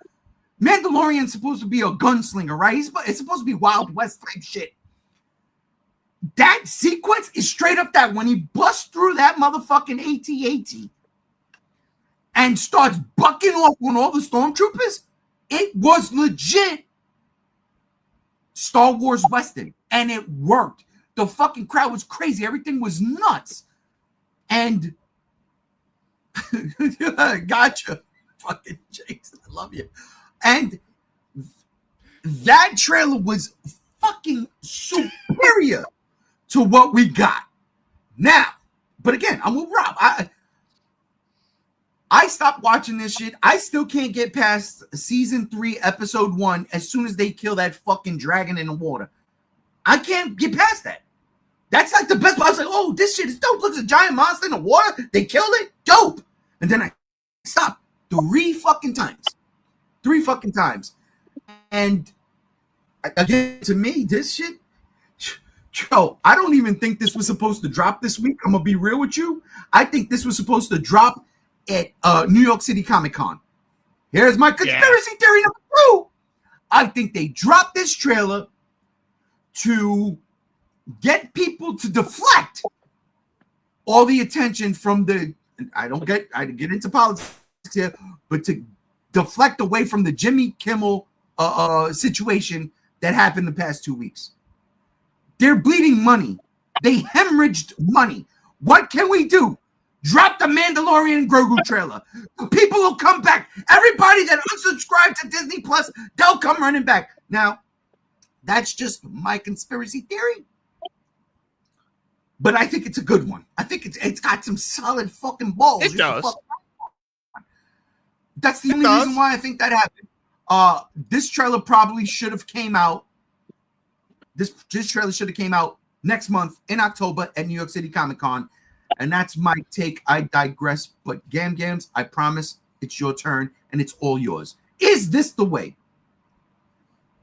I don't fucking know. I guess a mixture of everything y'all have said. I'm done. An hour and a half of prep time, and that's what he says. Yeah, that's an hour and a half of prep time, and all of this. Oh, it's your turn, and then you do this, and then it's your turn, and then you do this. That's what you're getting. Yeah. Works for me. It's all right.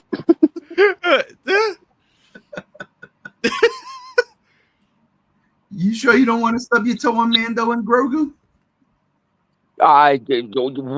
Literally everything that I thought about the trailer has already been said. Why am I going to regurgitate it? Well, because we had several different opinions, and we don't know what you. It's a mixture of everything. I on one hand, I love the fractal effects. It looks like a pretty fun movie, but on the other hand, it reeks of desperation, and I'm probably not going to see it in theaters. I'm probably just going to wait until it goes on Disney Plus. Let me ask you this question. How long do you think it's going to take to get on Disney Plus? Do you think it's going to flop so bad that Disney's got no choice but to put it on Disney Plus to try to get the subscribers back? I'd give it a month. Wow. Yeah. Damn. I think that midnight it releases in theaters, they know, and it's going to be on Disney Plus to save their ass. Yeah, but here's the thing you guys forget. They don't just throw it on Disney Plus. They charge you $20 to watch it on Disney Plus. What are you talking about? What? And you know they haven't done that since Mulan. They haven't done that since Mulan. That was a COVID thing. But that is a great point, because I don't think the people that canceled their subscriptions are coming back. Yeah. A great point that JR brings up, though, is because it's not like everybody resubscribed after they were like, okay, we'll bring Jimmy Kimmel back. No one's coming back. They're still, and people are still unsubscribing. They're still losing money. So, I mean, JR brings a great point. I don't know what the future of this, I don't know what the future of Disney is going to be like for going forward. Well, look, they're kind of like, fired. They're kind of like Microsoft. They bought everything, made a lot of stupid decisions, and nobody wants their products anymore.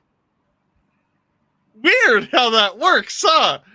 Costco, you're a fucking... I love you, Costco. Shit. Welcome to Costco. Yeah. I love you. I love you. Look, all I'm going to say is, I mean, I get y'all's point, but Baby Grogu, come on. Adorable. Baby Grogu. Yeah, that was literally the whole appeal of the show. I know. He's so cute. But I'm And also them curious. doing this. What is this? The fourth project, because there was the initial 3 seasons, and Yeah, then this is the fourth. So this is the fourth thing. And Well, I'm sorry, but just doing the same shtick for a fourth time is not going to get my ass in the fucking seat. I would say technically fifth because Mando did show up in the Book of Boba Fett. Fair. Okay. Oh, fifth. that's yeah. Yeah. But That no, show I'm sucked. but I am curious is this gonna be setting up for the next trilogy? Because we've been waiting and they've been talking. And I'm just curious if that next trilogy will hop off of this, if this leads into it. Because I'm so happy it's the final Friday of the month because oh boy, let me talk about trilogy. I got some shit to fucking say. I'm coming in hot. That's right, hot. Gam, you didn't like that you saw Zeb. Well, he wasn't in the trailer, but he's on the poster. Oh, go figure. He's on the poster. He's in the Japanese trailer. He's in the Japanese. See, and that's again, this trailer was wrong. I didn't see Babu Frick in the Japanese one. I'm so happy I see Babu Frick. But again, at the same time, yeah, desperation. I feel that. Well, is this Babu Frick after the fall of the First Order, or is it still during the First Order? That's my question. No. This is Mando is in between Return of the Jedi and So it's pre-First Order. Okay. How much fucking time did it take the First Order? Well, probably a lot of time. You don't 30 just years. build a Death Star planet overnight. It was 30 years, apparently. 30 years? 30 years. Fucking shit. They're still dealing with the remnants of the Empire. So that's why we get stormtroopers. And I appreciate stormtroopers. Yeah. Okay, I really, really fucking do. But yeah, listen. I feel you, Games. And Games, come on in, relax. Yeah. No, No. So, No, don't relax. nah, I refuse. We're going to go burn Disney down now. Yeah, fireball. Down to the ground. To the ground. Okay. So the question, starting with Chase, is Mandalorian and Grogu, is this the way? Fuck no. Okay. Rob, Mandalorian and Grogu, is this the way? Much as the tongue cannot taste the tongue, nor can my brain taste the pain of ignorance. Okay. That means no. Is Mandalorian and Grogu, is this the way? look, I said it in my thoughts. I think it's desperate. No, this isn't the way. It's fucking desperate. Doesn't mean I'm not going to go see it. And Games, Mandalorian and Grogu, is this the way? This is not the way. This is not the way, ladies and gentlemen. Don't fucking get it twisted. The tagline or the tagline, what Mando says in the fucking show is, "This is the way. This ain't the way." Sorry, and that kills me because fuck, I love, oh my god, I can't even think of his fucking name right now. But the director of Mandalorian, Grogu, oh my god, everybody, fuck. John Favreau? I don't think it's Favreau. Oh, Bryce Dallas Howard? No, the Clone Wars. you mean to tell me Oh, Chef that didn't guy. make this? That fucking Clone Wars? Oh my god, I'm gonna get it. Billy get it right. Zane? Dave Filoni. Everybody, Yeah, I loves. said that. Oh. Did you? Yeah, they both wear cowboy hats. It's fine. Billy Zane, Dave Dude, Filoni. shut up. Sam Whitworth? Yeah. Oh, listen, he should be involved somewhere, somehow. He should. All right. Well, all right, ladies and gentlemen, that's it. Mandalorian, this is not the way. It is not the way. It's We'll not get the to the vibe comments. either. We'll get to the comments before we get to the next segment. And we get 2 more segments to go. Oh my God, this is going on. All right, here we go. Remember what Ozzy Osbourne said, let it go, let it die. They are. Spider-Man says, this is why Monsterverse Rodan will never be in another movie. Wow. I've got news for you, bro. Wow. You are Barry and Ryan and a bastard all in the same fucking way, bro. Fuck, that's fucked up. That's my Why are you hating him for being right though? You better, but shit. Anthony says this movie seems like a massive reek of desperation, to be honest, because they don't know what to do outside of the Skywalkers, to be honest. Yeah, they need to hire people like Rob, Ray, and me. We could fix Star Wars in like 5 minutes. And Jar Jar Binks Caden. You would just turn it into Stargate. I've never seen Stargate, but I would No, make it into I'd Star just Trek. make a theatrical version of the Force Unleashed game. I would make Republic Commandos into a movie. That would Funny be enough, Yes. not to go too off here, guy who played Finn. Yeah, John Had Boyega. it- John Boyega. Yeah, John Boyega had an interview earlier this week where they asked him what he would do with Star Wars, and he was talking about the Old Republic and the Force Unleashed. He was like, Hell yeah. What the fuck? yeah, he was like, enough with this Skywalker. That story's been done. Like, do something else. This is what I would do. It's like, damn, dude, he got a point. Well, they got that movie coming out. They're in production right now with Ken, fucking from Barbie movie. You know, the guys and everything. Yeah, I know who you're talking about. Ryan Gosling. Gosling. Yeah. They got which was supposed to be the lady who directed the Wonder Woman movies. She was supposed to direct that Rogue Squadron movie, and then that went kaput. But it seems like they're doing a Rogue Squadron movie. I forgot the name of it, and Ryan Gosling's the lead. He's the star. Okay. And I'm all for it. I like my space battles. That's for me. That's what Star Wars is. Wizards with laser swords and space battles. Give it to me. I liked Wonder Woman. I didn't like Wonder Woman 84. Yeah, nobody did, but you know that's how it goes. All right, boom. Monsterverse Rodan says, Nobody weren't they liked that raising the price of Disney Plus again? No reason to subscribe to higher pricing. Dude, everyone's doing it. Yeah, don't. Yeah. Just do what I do and just get a $5 bundle through your fucking phone service. There you go. Anthony says, I don't think so. I think the next trilogy is going to be something outside the Skywalkers. I believe it's going to be 50,000 years before the Old Republic. I would agree with you if Daisy Ridley wasn't already scheduled to be cast in the next trilogy. It's going to continue. There was a writer, there was everything set up for that, and then that fell through. So it's still in limbo right now. Yeah. It's still in limbo. And after Daisy Ridley's diagnosis that she just got with her medical condition, I don't remember what it was. I don't know really how she feels about acting anymore. Listen, she made her money off of Star Wars. She got and that's exactly the point. You know, she doesn't have to be in blockbusters. She could just show up in them.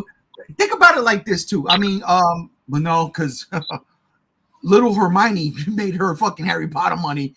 She pops up whenever she wants. Oh yeah. You know what I'm saying? And that's crazy when you consider that fucking Harry Potter says, fuck that. Daniel Radcliffe is going to be in was he in the Toxic Avengers? No, that was Elijah Wood. That was Frodo, yeah. That was Frodo from Lord of the Rings. Daniel Radcliffe has been in movies, though. He does independent films, and he's fucking phenomenal. Listen, my favorite thing that he did independently was the Weird Al movie. Yeah, oh, yeah. I loved him as Weird Al Yankovic. I fucking loved him. That movie is good. Very underrated. Nobody talks about it as much. All right, boom. Check out Horns as well. Dave Filoni, gotcha. Swiss Army Man. Starfighter. That's the name of the movie. Patty Rogue Jenkins. Squadron by Patty Jenkins. Yeah. That's what it's called. I didn't know that was Star Wars. I thought that was something like from an old video game being adapted into a movie. I mean, it kind of is. It kind of is. Star Wars has the Starfighter brand. It came out. Yeah, there was a Rogue Squadron game. Oh, that's the Thinking of an old arcade game that had airplanes, kind of like Galaga. No, it wasn't Starfighter. All right. Let's get to the last segment before we get to our unpopular opinions, because I'm pretty sure I got some fires. All right.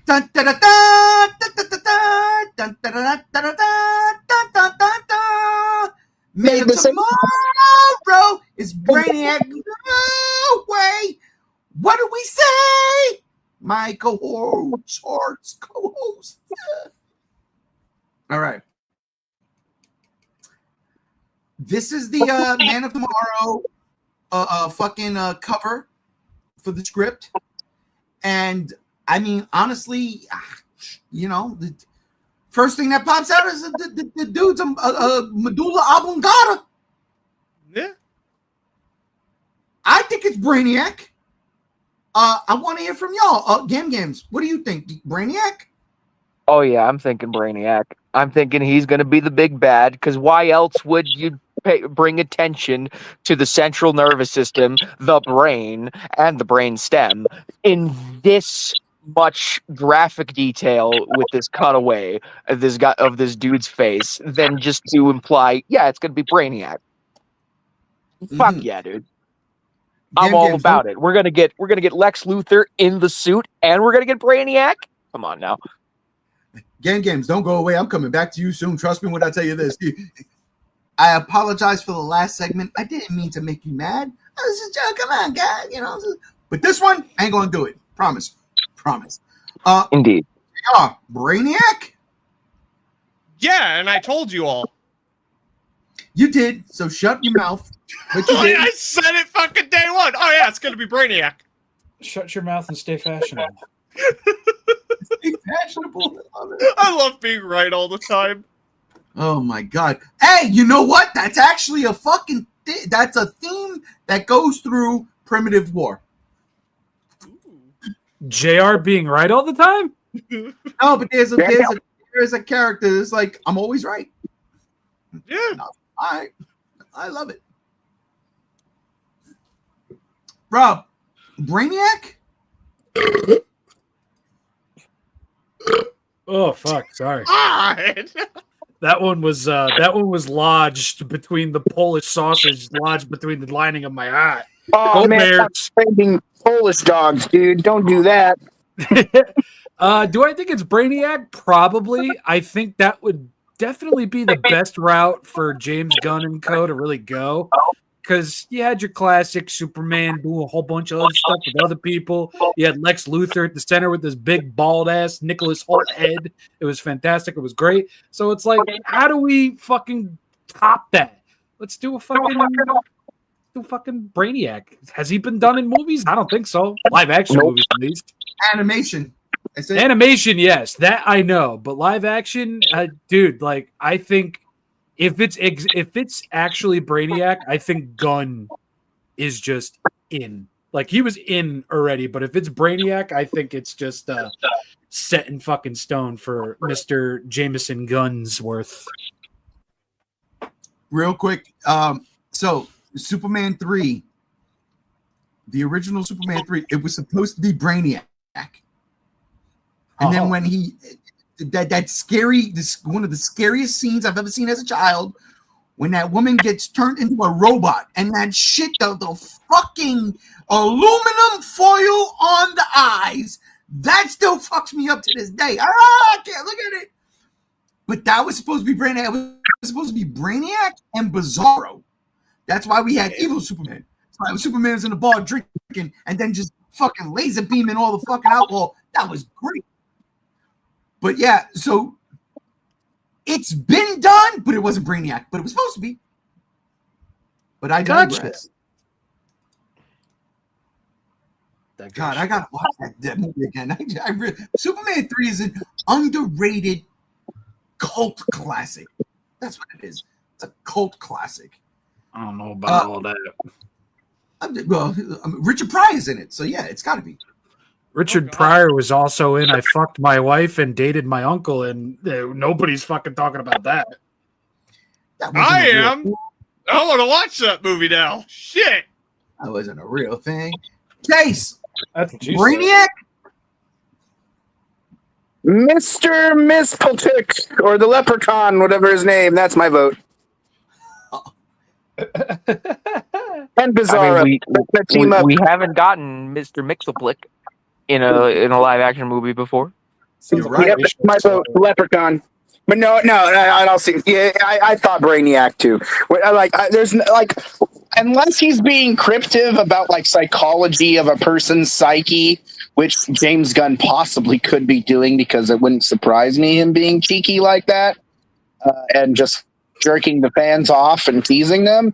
I'm pretty sure it's Brainiac, and I'm on board for that. It sounds fun. I'm just on board for more Superman. Brainy sack. Brainy sack. Brainy sack.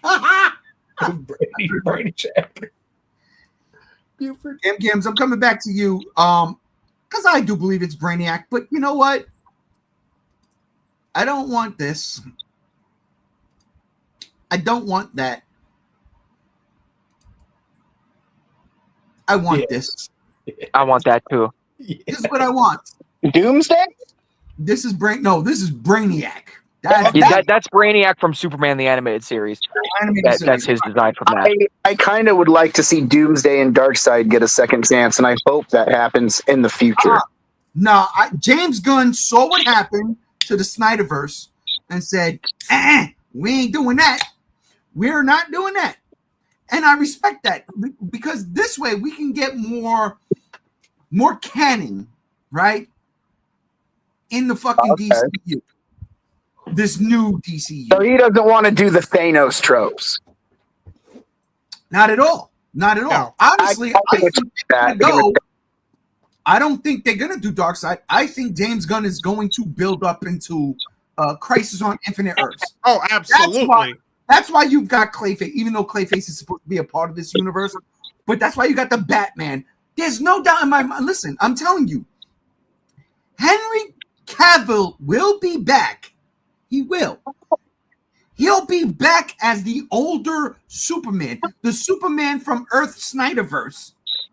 Yeah. That's supposed to be the Superman from Earth 2 in the comic book lore. Snyder. I'm telling you right now, I swear to God, mark the day, September 26, 2025, if I'm not alive, in 5 years. If I'm not alive by 2032, when this shit comes out and it's, we're doing Crisis on Infinite Earths and Henry Cavill is the OG Superman, I'm telling you, mark my words. I hope you're still alive by then, because that's just next year. I'm just saying. Games, I want this. I want this. Me too. I want this. Give me the Brainiac ship. Absolutely. And I feel like James Gunn knows about the nostalgia for the Justice League TV show and the Superman the Animated Series, Batman the Animated Series, and all that. That these shows are, by and large, some of the most iconic DC iconography ever of all time. And I feel like he's going to take from these shows to bring Brainiac to the big screen. And I'm very, very excited for that. He may go with the comic book look, but I hope he doesn't. I hope he goes with this. I agree. Real quick, let's get to some comments because I think they're poignant. JR left, so I'll take over. To be honest, I don't think it's Brainiac like most people think. I'm going to give you a shocking pick. Dr. Manhattan. Listen, I don't think that's a fucking cut. No doubt about it, Anthony. That is a shocking cut, but I don't think they're doing Doomsday Clock anytime soon. I don't think. Again, remember, Zack Snyder did the DCEU, but he also did Watchmen. That shit is not on the radar. But if it was, that's kind of crazy. But I don't think it is. And then Spider-Man swings through. James made me look at my calendar. Okay, funny. That's fucking funny. And then Monsterverse Rodan comes in while JR is back. Hi. I want to live long enough for Final Crisis and Superboy Prime. I don't ever want to see Final Crisis. I hate that. No, I would take Dark Knight's Death Metal before that. And I love Dark Knight's Death Metal. Final Crisis is all right. I don't want to see any of that at all. But Yeah, I know you don't, but you haven't read it yet. because I'm reading the best Scott Snyder shit right now, Absolute Batman. All right, I believe. That is fair. All right. So, are we all in agreement? Is Brainiac the way? Chase. Yeah, I'd say so. Rob. Absolutely. JR. Yeah. Gams. Oh yeah. All right. So if Brainiac is the way, because I agree with all y'all, we're all in agreement. If Brainiac is the way, and we know for a fact that Superman and Luthor is going to team up in this movie, could we, Gams, possibly, for the love of God, please, James Gunn, get this? Oh, Sweet Jesus. oh, that might be later on though. I doing that in Brainiac's introduction though. Like, Is that Lex Luthor and Brainiac merged together? yes. Yo, Yep. Chase, I'm telling you right now, the greatest DC animated universe shit is the final arc of Justice League Unlimited Season 1. When this pops off, holy shit, because they take everything that happened in the DC animated universe, from Batman to Superman to even some of the first episodes of the Justice League, and they come together and they give us this. And this, and I shit y'all not, I'll stand on this hill until the day I die, is the greatest piece of animated shit I've ever seen. And yes, I've seen Avatar: The Last Airbender, and I loved it. But as far as American animation goes, this arc of the Justice League is fucking brilliant. It is 1,000 out of 1,000. It's untouchable, in my personal opinion. But yeah, Gam, I agree. Not yet. But fuck, what if this is the end of the first arc? I would totally buy that. Oh, I would totally buy that. Yeah. Mm. Dude, leading up to this arc, and make it peak. Fucking super peak. I mean, JR, you watched Justice League Unlimited. Yeah. You got on your kick last year, this year. Tell me this ain't gonna be. Tell me this wouldn't be fire if we got to see this in a fucking movie. I think this will be what leads up, or if not causes Crisis on Infinite Earths, because what I'm tying it to is the Superman movie where they go into those portals that go into the other universes.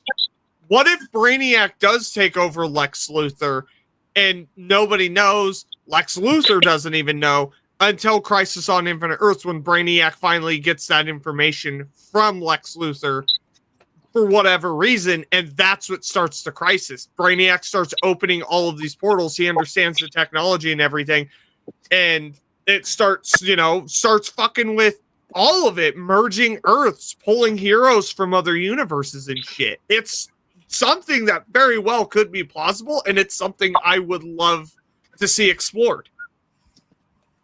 Fucking right, bro. Rob, what do you think, man? Did you ever watch this arc of Justice League Unlimited? Probably when I was a kid, not anytime recently. Okay. So I really don't have a horse in that race, but would I like to see something akin to that eventually? Sure. I mean, after seeing Gunn's Superman, I'm kind of game for whatever he wants to do, because he comes off as a guy that's read the comics, understands the characters, and knows how to implement shit versus other fucking people.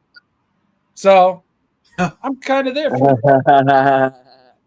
I saw where he was going.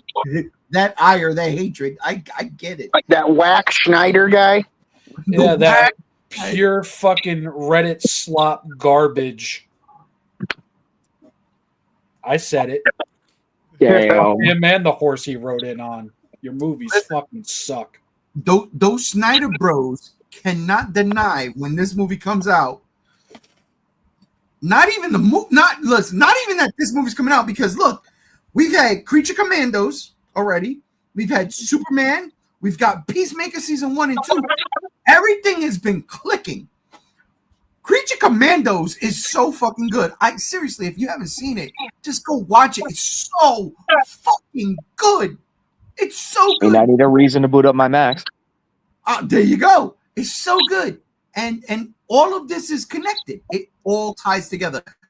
So, I mean, if they were ever to do, Brainiac Luthor like this, oh my God, I'm going to watch this tonight. I don't care. Yeah. Chase. Yeah. Would you try this? Are you down for this? I mean, I don't know anything about this version of the character, but all this is doing is reminding me that I need to watch Peacemaker season 1 and 2 because the screenshot they just posted of a certain who. You also should watch the DCAU. I didn't watch the latest episode of Peacemaker, and I know that they're doing something that's tying. All right, well, then stay off the internet so you're caught up. but it makes me want to jump in and start watching Peacemaker. If that show's getting really canon with Superman and stuff, yeah. I as far as this, I don't know much about this character. This character enough, with Brainiac and Lex Luthor merging like the creatures in Kronos: The New Dawn. Hey, play that game, guys. I don't. Shut up. Yeah, I don't. I think it's cool. Look, I love Superman so much. I'm with Rob. I don't really care what James Gunn wants to do with it. I think he knows what the hell he does want to do with it, and I think he's going to deliver on what he brings out. Like I said, I talked so much shit about Superman when it was coming out and learning David Cornsweat's name. But guys, I'm a believer, and I'm one son of a gun. Let's put it that way. I'm ready for more Superman. I don't care what James Gunn wants to do. Let's do it. Now, Creature Commandos, that sounds fun. And I don't know if James Gunn does anything with that show or movie or whatever, but no, that's James Gunn's show. Is it really? Okay, then I'm going to watch that tonight. That's James Gunn's show, and I love watch that tonight. But yeah, call me a son of a gun now. I'm with James Gunn on what he does. I don't care what he does. Bizarro is my favorite Superman villain. So I mean, and yeah. And also, the fun fact is I played that 2004 Superman Returns video game and loved that game. So a lot of my knowledge actually came from that game. That's how I know about the Leprechaun. That's the only way I know is through that game. It's an imp from the fifth dimension. He's even in the Superman movie. James Gunn put him in the movie. I don't know if you guys played that game, but I loved it. If you flew too high into the sky, the Leprechaun would be like, fuck you, you can't go this way. And then he'd start fucking with Superman. It was really funny. But yeah, I'm just excited for more Superman. God, Chase, I love you so much. I can't believe you call him Mr. Mixelplix a leprechaun. That's what I thought he was, wasn't he? I don't know. He's not, no. He's an imp from the fifth dimension, and he's in James Gunn's Superman. He's in the movie. See, that's the thing. I was like, what, 8 years old, 10 years old when that came out. He's coping. He was not in the movie. No, he's in the movie. He's in the movie. He's not in the movie. I've watched the movie. Fucking imp. He's in the movie. It's what the Justice Gang is beating up while Superman is talking to Lois in his apartment. That's not Mr. Mixelplick. Sure it is. He said an imp from the fifth dimension. It's not. It says it in the movie. Superman knows. Yeah, it's just this imp from the fifth dimension. They got it. It's Mr. Mixelplick. Plus, hold up. Time out. Ready for this one? I got you right here. Mr. Mixelplick isn't the only thing from the fifth dimension, so it's not him. No doubt about it. No, Batmite is from the fifth dimension. Nightmite is from the. I think his name is Nightmite. Whatever his name is, the Nightwing version. Yes. What I'm saying though is, if you look and go back and read, if I'm not mistaken, it's Alan Grant. Okay, is it Alan Grant? Oh, I'm making that name up. No. What the fuck? Who the fuck wrote? Hang on. It's not Alan Grant. He digs up dinosaur bones. Yeah, no, Lee.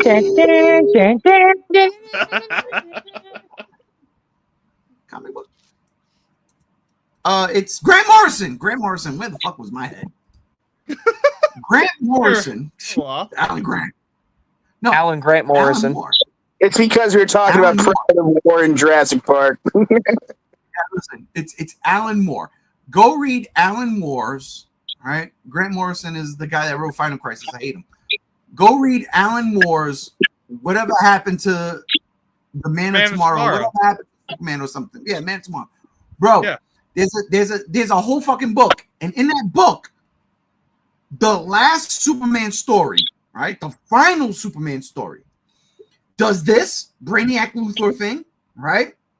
And at the end, it's all down to Mr. Mixoplex, who doesn't look like an imp, but looks like this green and purple laser beamy fucking entity.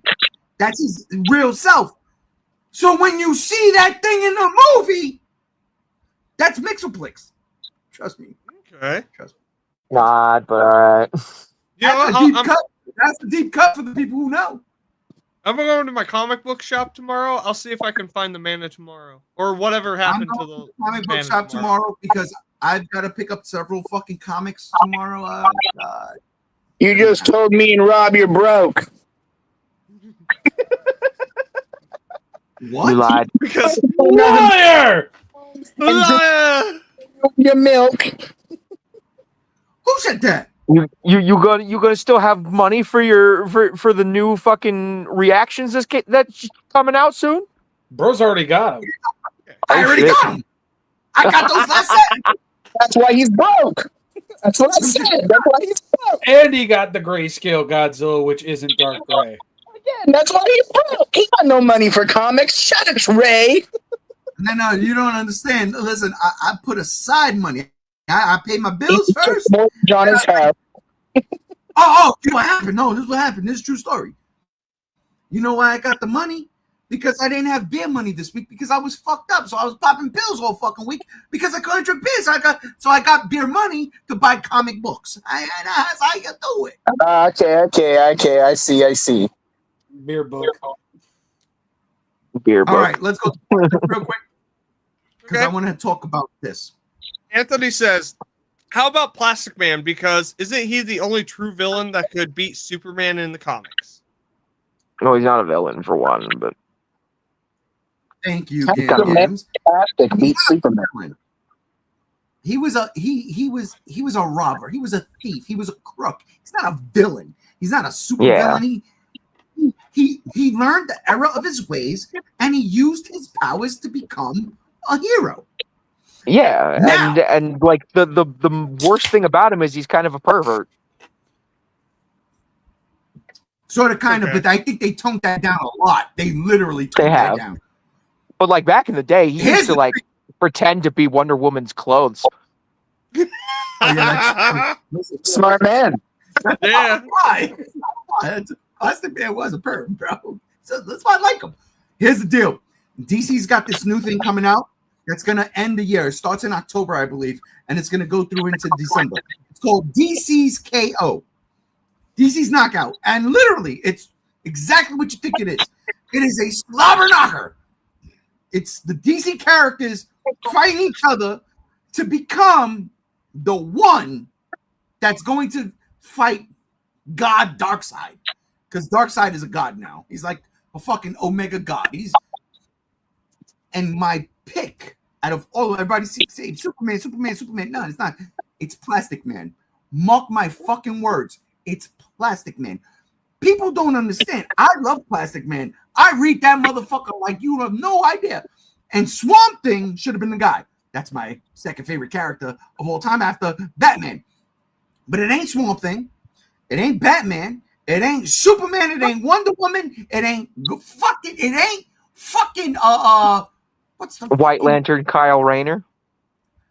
Good God Almighty! It ain't White Lantern Kyle Rayner. He's still in space. He's like, I want nothing to do with this shit. It ain't Beast Boy. It ain't Harley Quinn. It ain't none of them. It ain't Aquaman. It ain't what I'm telling. It's Plastic Man. Plastic, and this is crazy. They're literally doing this like wrestling matches. You got two characters that they're gonna go up against each other in or like I don't know how they're gonna format it, but I think there's gonna be 2 to 3 fights per issue. Plastic Man's first opponent is Lobo. Ooh. Oh, that's a good match. Mark my word. Mark my word. Plastic Man can beat him. Plastic Man is an Omega level metahuman in DC. There is a comic, a Justice League comic that came out in the early 2000s. It's called The Obsidian Age. The Justice League got sent back in time. And it was like it had to do with Atlantis and shit. They got sent back in time. They got warped back in time. Plastic Man was on the team at this time. Everybody fucking died except for Plastic Man. Everybody was dead because they were back in time. Plastic Man is literally immortal. He was immortal. Mark my words. Plastic Man. That's the motherfucker. I can't wait to win motherfucking money. I'm putting money on this shit. Anyway, I digress. JR, would you read the next comment?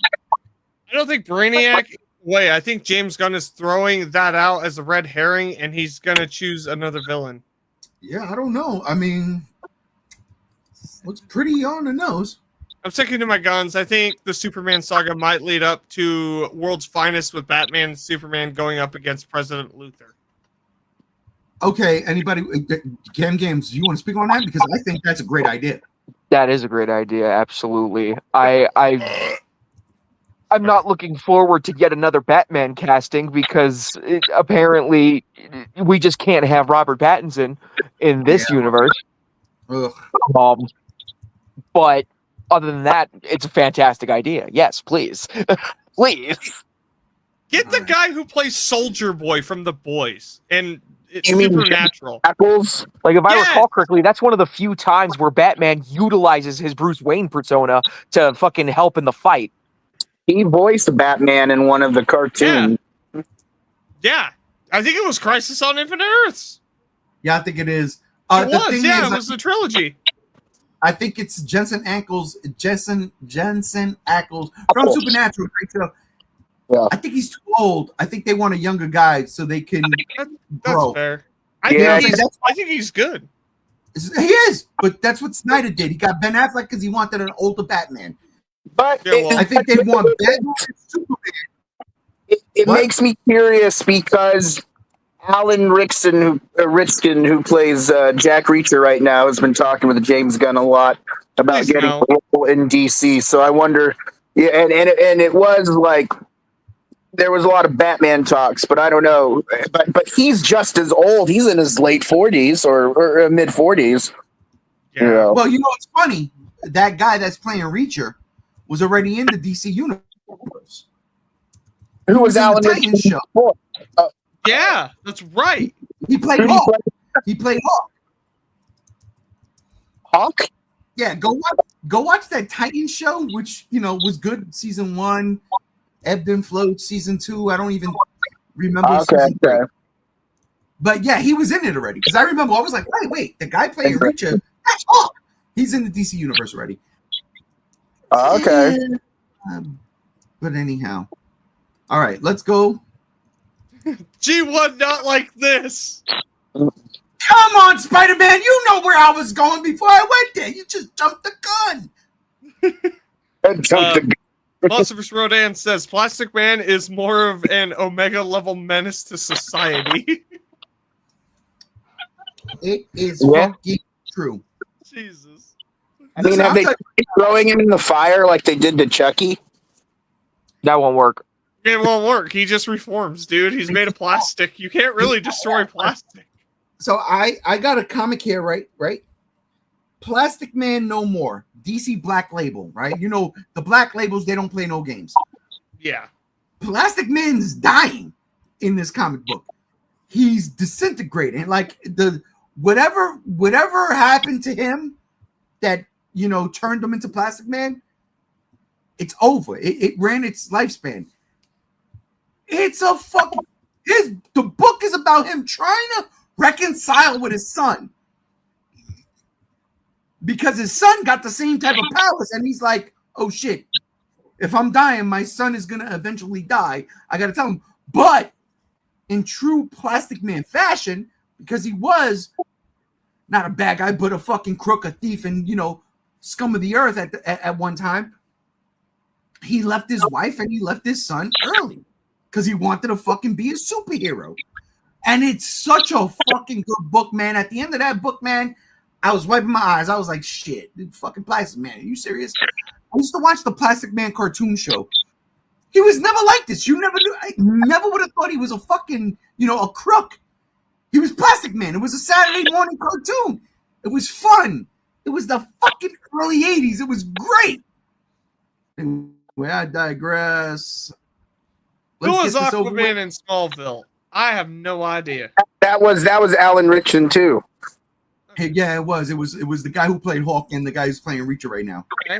I thought there were Elseworld version of Plastic Man where he was basically used as a conduit and he controlled the multiverse. That could be a thing. Honestly, it's probably a New 52 thing or some other shit. They're retconning all of that, and we're just gonna go with what Plastic Man is right now, where he's at, and the DCKO shit.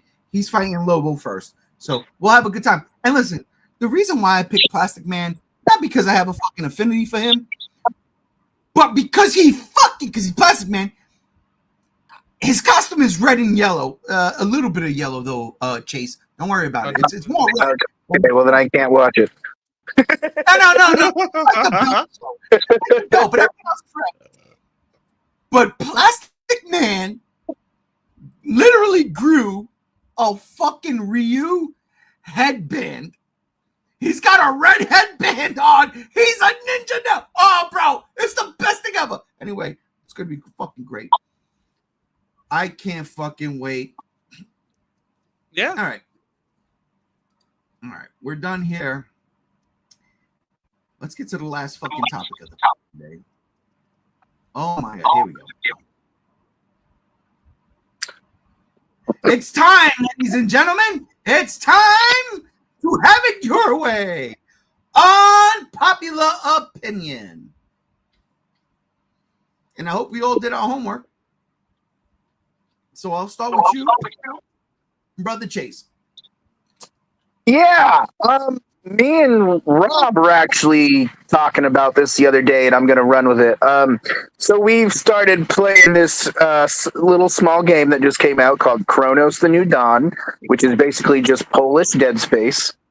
And it's fucking rad, guys. If you want a Dead Space game with a little bit of survival horror mixture into it, and just a really simple, fun, really well-written game. Kronos: The New Dawn is fucking fantastic, guys. It is... I don't know. I can't put my words to my thoughts, but... or my thoughts to my words, rather. But this game is fun. It's scary. It's intense. It's strategic. It's interesting, and it's really addicting. But Rob brought up the notion, the fact to me that apparently this game has multiple endings. Now he said 2, but that brought me to the thought of my unpopular opinion is I hate it when video games have multiple endings. I can handle 2, but if you're a game like, well, I mean, Baldur's Gate has tons of endings, but video games in general that have more than 2 endings, I don't even like 2 endings. I'd rather just have 1 ending. I like to feel like what I do in my game fucking matters first try. I know they do that for replayability and stuff like that, but I'm a completionist. And if I play a game that I just want to finish, I don't want to have to play it again to get a different ending. Now, like, for instance, Singularity, one of the best first-person shooters I've ever played, one of the best first-person shooters ever made by Ravensoft and Activision. That game has like 3 endings, but however, you can save at the last part of the game and you can change it to get whatever ending you want without replaying the whole game. That's cool. But I do not like multiple endings to games. I think it's lazy. I think it's dumb.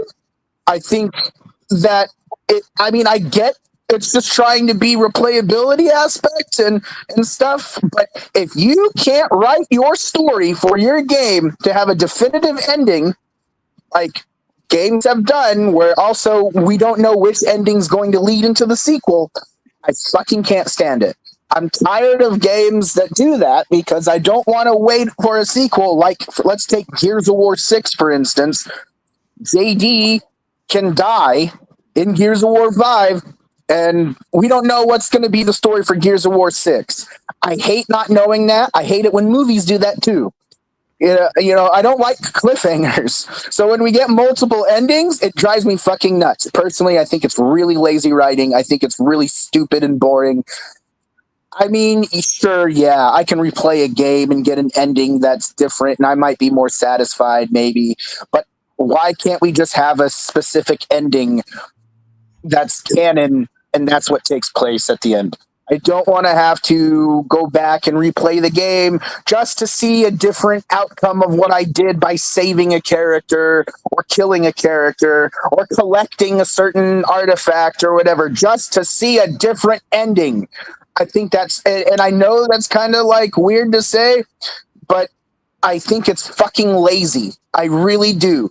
I know a lot of people might disagree, and that's fine because it's an unpopular opinion, but I personally think it is the most laziest form of writing to give us multiple endings just to dip through and just not give us something concrete.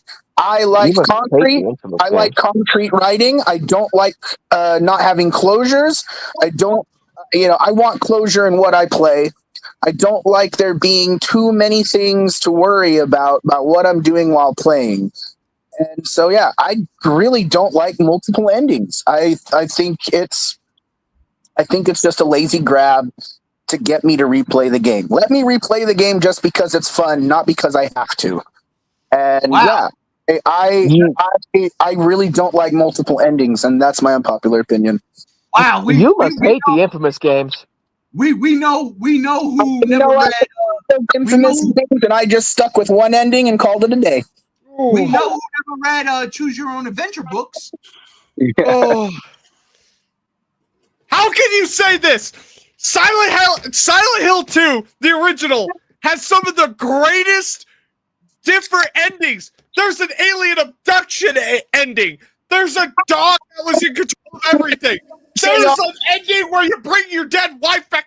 Holy. We're good. Sorry. It's just when you said that, I was like, I have got every ending in the original Silent Hill 2 so many times. And I'm like, guys with Silent Hill really don't know how to write a good game. Oh! I don't believe it's lazy writing. Gam's pointed out Infamous. Infamous works because you can play it two ways. So either a hero or a villain.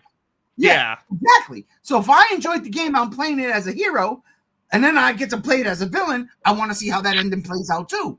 And I'm too morally complex to just be a good guy. Well, and that's the thing with when you with Silent Hill 2, there is a definitive ending you find out in Silent Hill 4. That takes too long. Play two more sequels to find out. What are you talking about? 2 years? 2 years. You find out in 2 years. The games came out every year. No, you find out with $70 later, $120 later. I don't want to play. No, $40 later. Those games were cheap back then. Come on. I'm just saying, it's a difference between two endings, right? You can choose two paths.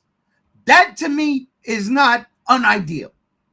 When it's the dog ending, for instance, in that Silent 2, a fucking dog. It's a joke ending.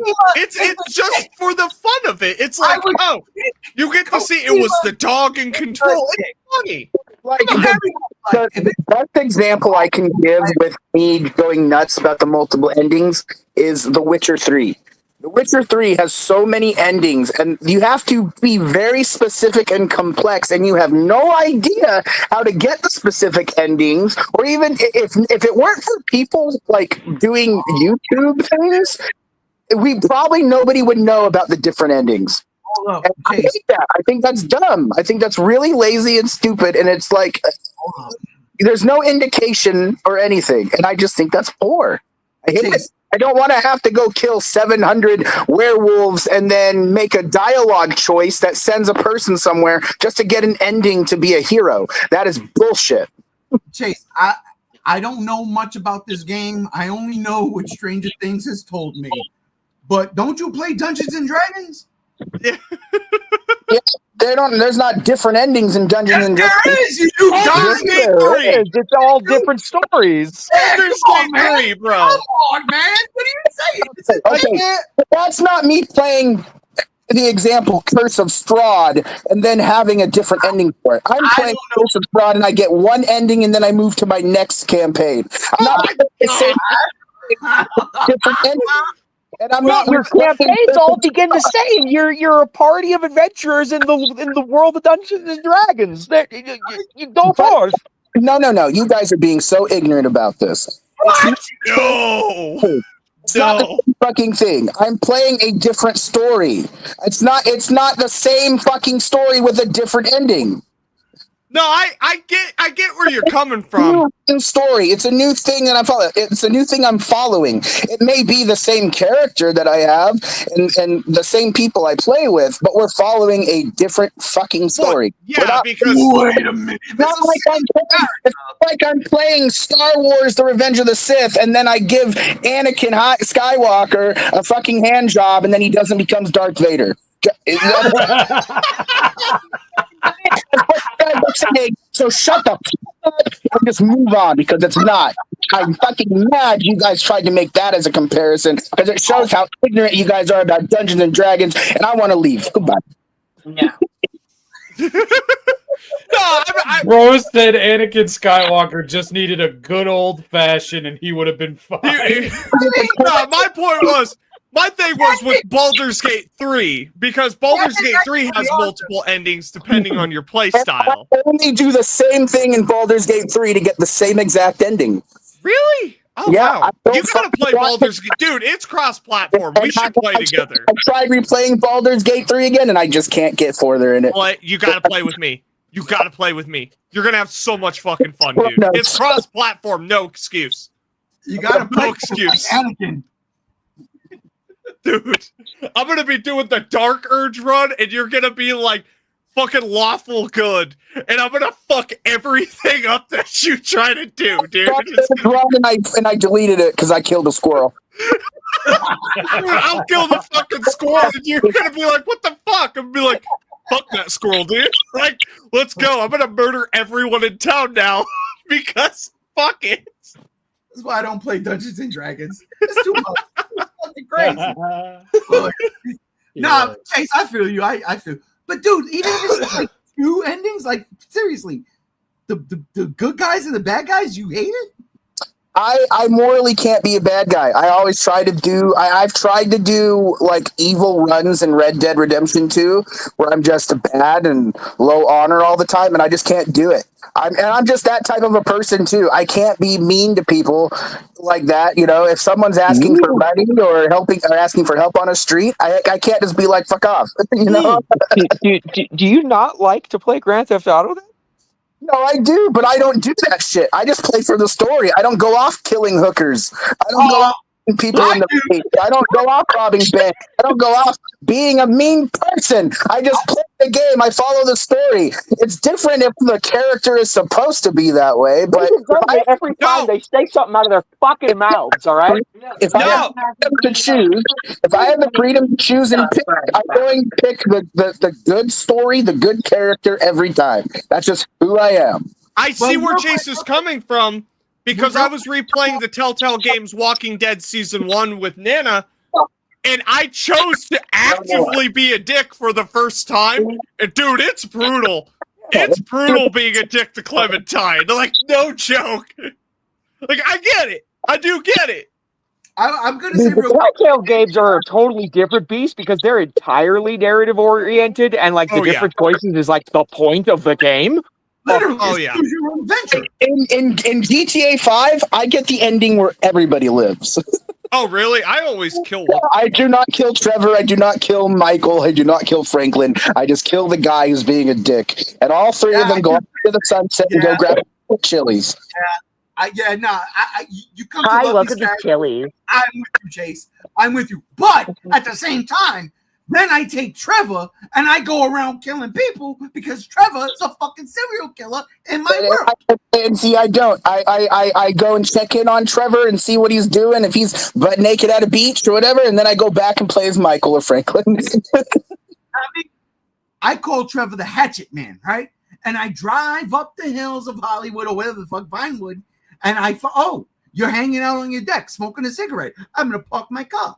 I'm going to get out my car. I'm going to roll up into your fucking house, right? And I'm going to put a hatchet in your fucking head.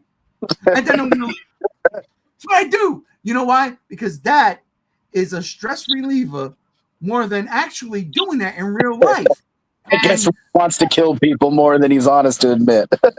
No, because I used to do this back in the day with Star Wars.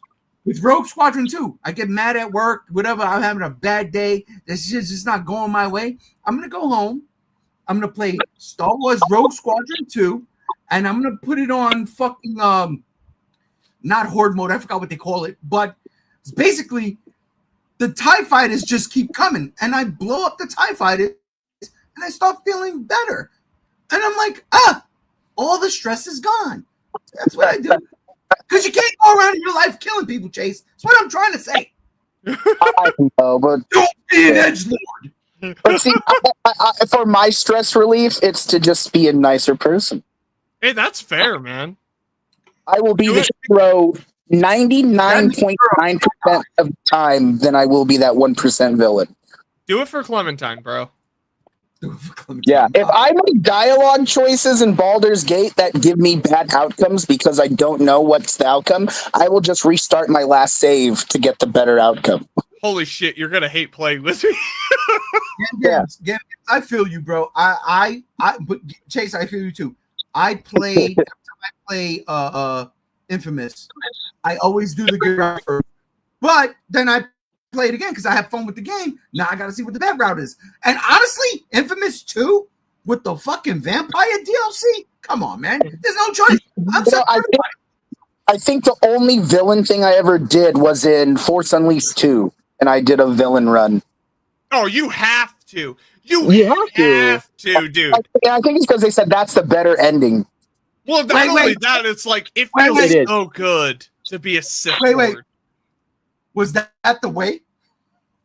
That was the way. Motherfucker. Oh, that was the way.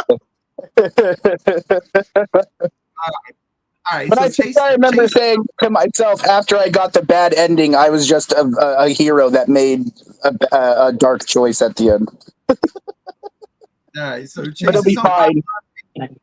Is fuck multi endings in video games. I kind of do agree with it, but I don't agree with it if it's only two. If it's multiple, if it's more than two, I'm like, yeah, come on. But if it's two, I'm like, yeah, I'll play it again. I can tolerate, but anything more than two, I get overwhelmed. I gotta question: is this game really trying to get me to play because it's fun, or just because they're just wanting me to replay it? Because multiple endings became a marketing strategy, guys. We never had a lot of those until they were like, we need to boost our numbers, and then they came up with multiple endings, and I just think it's lazy writing. I don't think it's lazy writing. I like Detroit Become Human. I never will.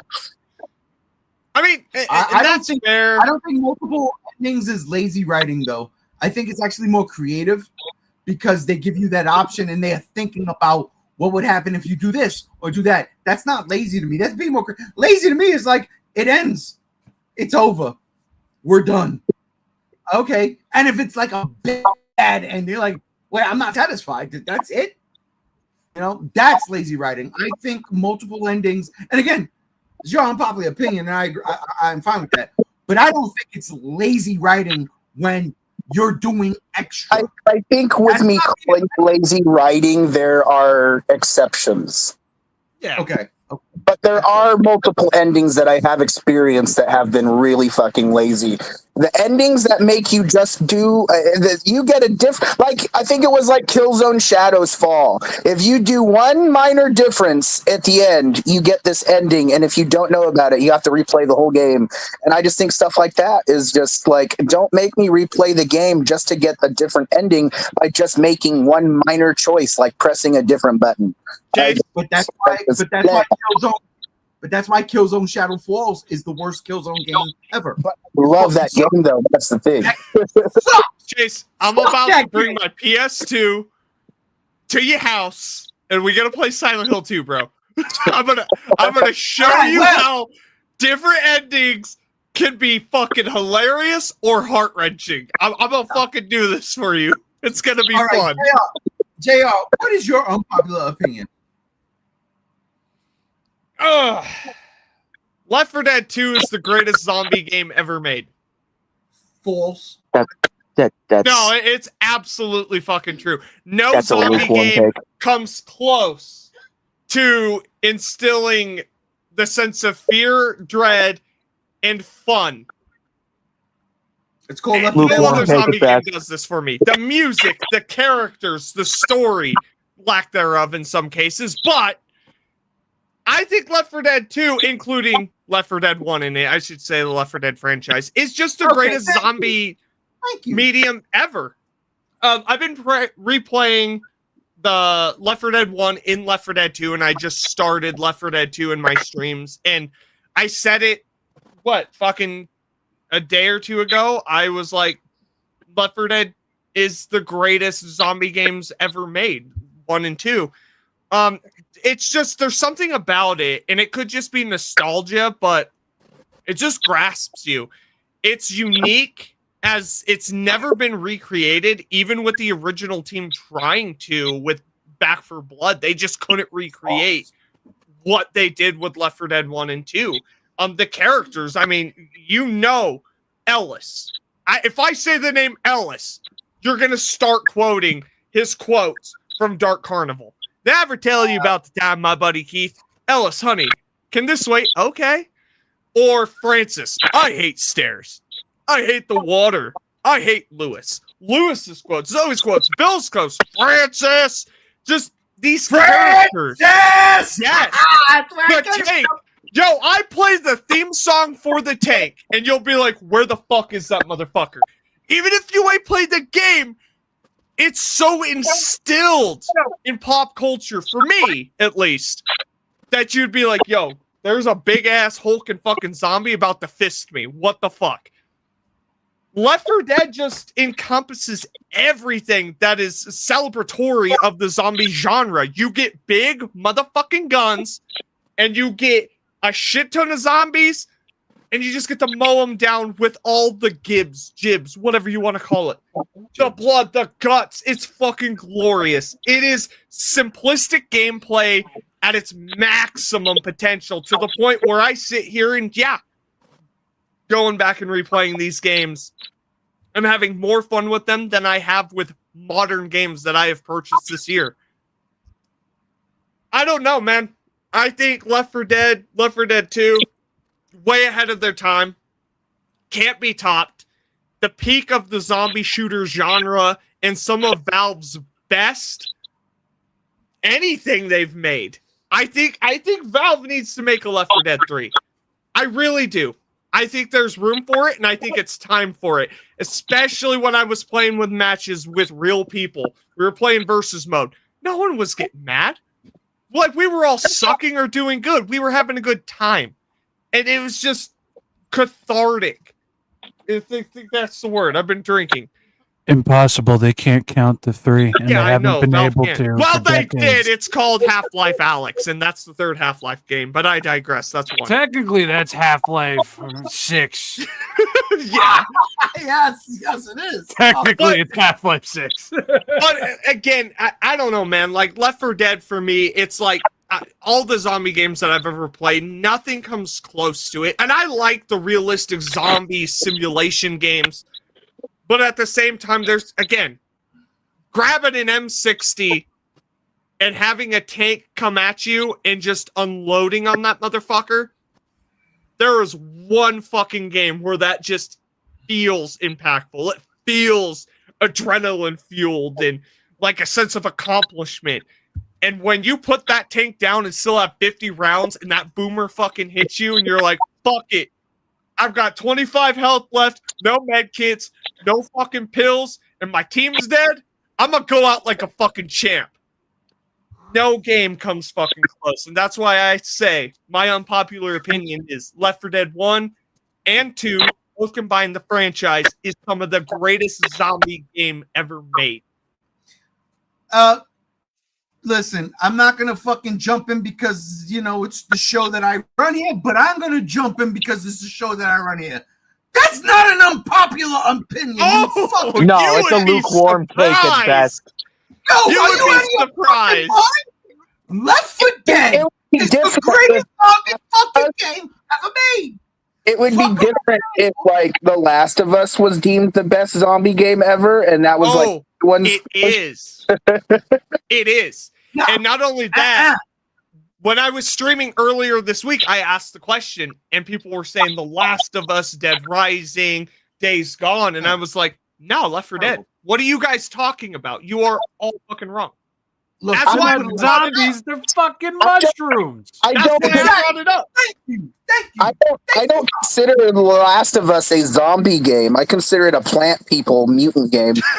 I think Days Gone is a way better zombie game than fucking Last of Us. I'd agree with you. I would. My favorite zombie game, though, aside from The Last of Us, not The Last of Us, Days Gone, is this game called iZombie. That was on the Wii, but it got ported to the PS4, and it was really fun. It's just a horror game. It was on the Wii U, and it got. It's not iZombie. It's Zombie. It's Zombie. Yeah, Zombie with an I. Zombie. It used to be called Zombie U. Well, and it's not even just that, because like the reason, again, why it's an unpopular opinion is like games like 7 Days to Die, Project Zomboid, and DayZ have taken that mantle. Like, these are the greatest zombie games of all time. And it's like, no, you guys are disrespecting the sheer brilliance of what the Left 4 Dead franchise was, way ahead of its goddamn time. Way ahead of it. And also, I don't even consider the zombies in Days Gone zombies. When I think of zombies, I think of stuff like Left 4 Dead, House of the Dead, you know. Oh, yeah. Like that. If it's something like Dead Space or even Chronos, I don't consider those zombies. I just consider those types of different creatures that have zombification elements. But zombies very specific to me, and I don't. Yeah, that's just how I look at it. Yeah, Left 4 Dead, Last of Us is not a zombie game, guys. No, JR, I'll never forget the first time I saw Left 4 Dead 1. Right, it was at E3, and I was like, this fast-moving zombie shit is not for me. Fuck this, right?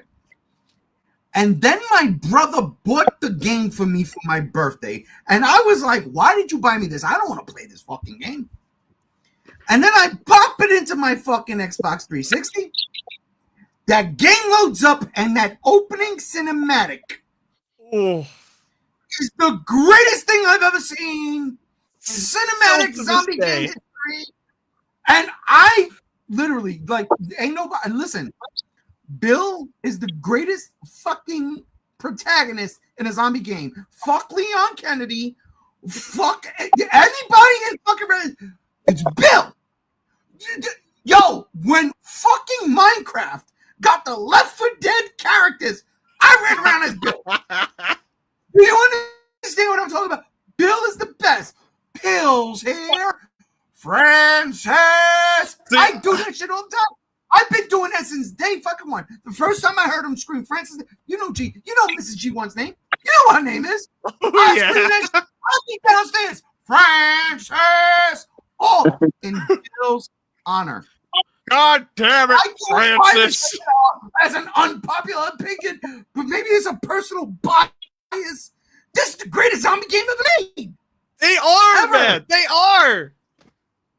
Bill, no, God. Bill is better than Resident Evil characters in Dead by Daylight too. Listen, not on this computer, but the last computer. The Last Computer. I have a fucking treatment that I started writing for a Left 4 Dead movie, and it all circumvented around fucking No Mercy. Yo, I'm telling you, it's one of the greatest zombie games ever made. I hate Back 4 Blood. Oh, dude, and that's why I bring it up, because the zombie genre just went so realistic to the point like Project Zomboid's one of the highest played zombie games right now. Left 4 Dead 2's dead on PC. Not a lot of people are fucking playing it. But like all of these other games, they're like so popular, and with my chat and what people are telling me, I'm like, nah, you guys forgot the greats. And they ain't ever been topped for me. Again, to us, it might not be an unpopular opinion, but it is in the grand scheme of the zombie genre as a whole. Okay. Well, so. All right, let's get to some comments before I get to Rob. I swear to God, I did the fucking what the fuck. All right, we're jumping back to the comment. All right, Anthony says, would Plastic Man, Booster Gold, and Blue Beetle be perfect new members of the Justice Gang, the group that's controlled by Maxwell Lord? I don't think James Gunn is going to do Plastic Man right away, nor Booster Gold and Blue Beetle. He loved that movie, so we don't know if Jaime fits into this universe. And again, don't say nothing. I didn't watch the last episode of Peacemaker. Blue Beetle sucked. My unpopular opinion, Jurassic Park 2 is the most overrated of the... All right, ban him. Yeah, that's kind of a weird take, too, because that's rough. That's rough, man. Like, The Lost World's really more than good. Jurassic Park. Yeah. I think, honestly, Jurassic Park 3 is more... Well, you know what? I wouldn't say 2, but even Jurassic Park 3 is not overrated. But if anything, I'd say the first movie's overrated, and the sequels 2 and 3 are the ones that are underrated. Anthony, stick around. But I can understand why they do that, though. If it's a game like Detroit Become Human and you're choosing how the game plays out, you can go back and change the ending. Yeah. All right. Mass Effect. We go. Monsterverse Rodan says, I agree with Chase. I love Stellar Blade, but I don't want to replay for multiple endings, especially when I can't skip cutscenes. That is fucking bad, too. Yeah. No, that's one thing I'll say. One thing I'll say with Silent Hill games, you can skip the fucking cutscenes. And Listen, you can Silent Hill F as well. Yeah. Oh, no shit. I'm about to play that after this podcast. Hell yes. I agree with the when you can't skip the cutscenes. I was on this podcast a couple of weeks ago saying that I've been playing cloud gaming and I'm having a blast because it works, but you can't skip a cutscene, and that pisses me off. I played this game already. Can I skip this? I hate it. Oh, can't do it. So no, I agree with you, Monsterverse Rodan. I used to chop up stormtroopers in The Force Unleashed. The Force Unleashed. I know where you're coming from, G1. Peak game. It really is, and I am doing a fucking squid dance right now. Oh. And da-da-da, ba-da-da. Spider-Man, my unpopular opinion is that I love you all more than you love me. Try not to agree with this. I love you, Spider-Man. I'm just saying, Batman is kind of cooler. Listen, Yeah, Spider-Man. Hulk, Ghost Rider, those are my top 3. Spider-Man's number 4. Oh, I love Spider-Man. Spider-Man, I think Gam can attest to this. It's not your fault. It's just the writer's fault. They are doing you dirty in the 616. Yep. Yeah, And they're canceling your best book. If they already didn't cancel it already. What are you talking about? What? I didn't see Ultimate that. Spider-Man. Oh, yes. Yeah. Oh, see, I think they're actually canceling the Ultimate Universe. I think they're going to fold it back in. Stupid. Yeah, Fucking and I'm upset about that because it was literally the best version of fucking middle-aged married Peter ever, and you're just taking it away from us. Fuck you, Marvel. Yeah, it's fucking stupid, man. All right. Rob, Unpopular opinion, have it your way. My unpopular opinion is not unpopular. In fact, it is so steamingly cold. But I have a fucking angle, and my angle is that I'm fucking sick and tired of goddamn seeing it. So let me build you a fucking story. Oh, here we go. I love this. Silent Hill F is out, and it is a beautiful, lush, amazingly atmospheric game. But let me tell you something. Gaming journalism needs to be brought down by the fucking dock, needs to be put on his fucking knees with a sack on his fucking head, and it needs to be shot in the back of the fucking head. Because I swear to fucking Christ, I have read the most null, dumb, dim fucking witted takes on this goddamn game. It has honestly given me testicular torsion of the brain. Let me explain why. Because I have two sides to this conversation. First off, this dumb fucking whatever the fuck you want to call them, Silent Hill F would be better without the bad combat. Let me stop you right there because you're a dumb bitch and nobody loves you. So, this person had an issue with the combat in that of Silent Hill F, and their basic and major fucking issue with the game is that it had combat at all.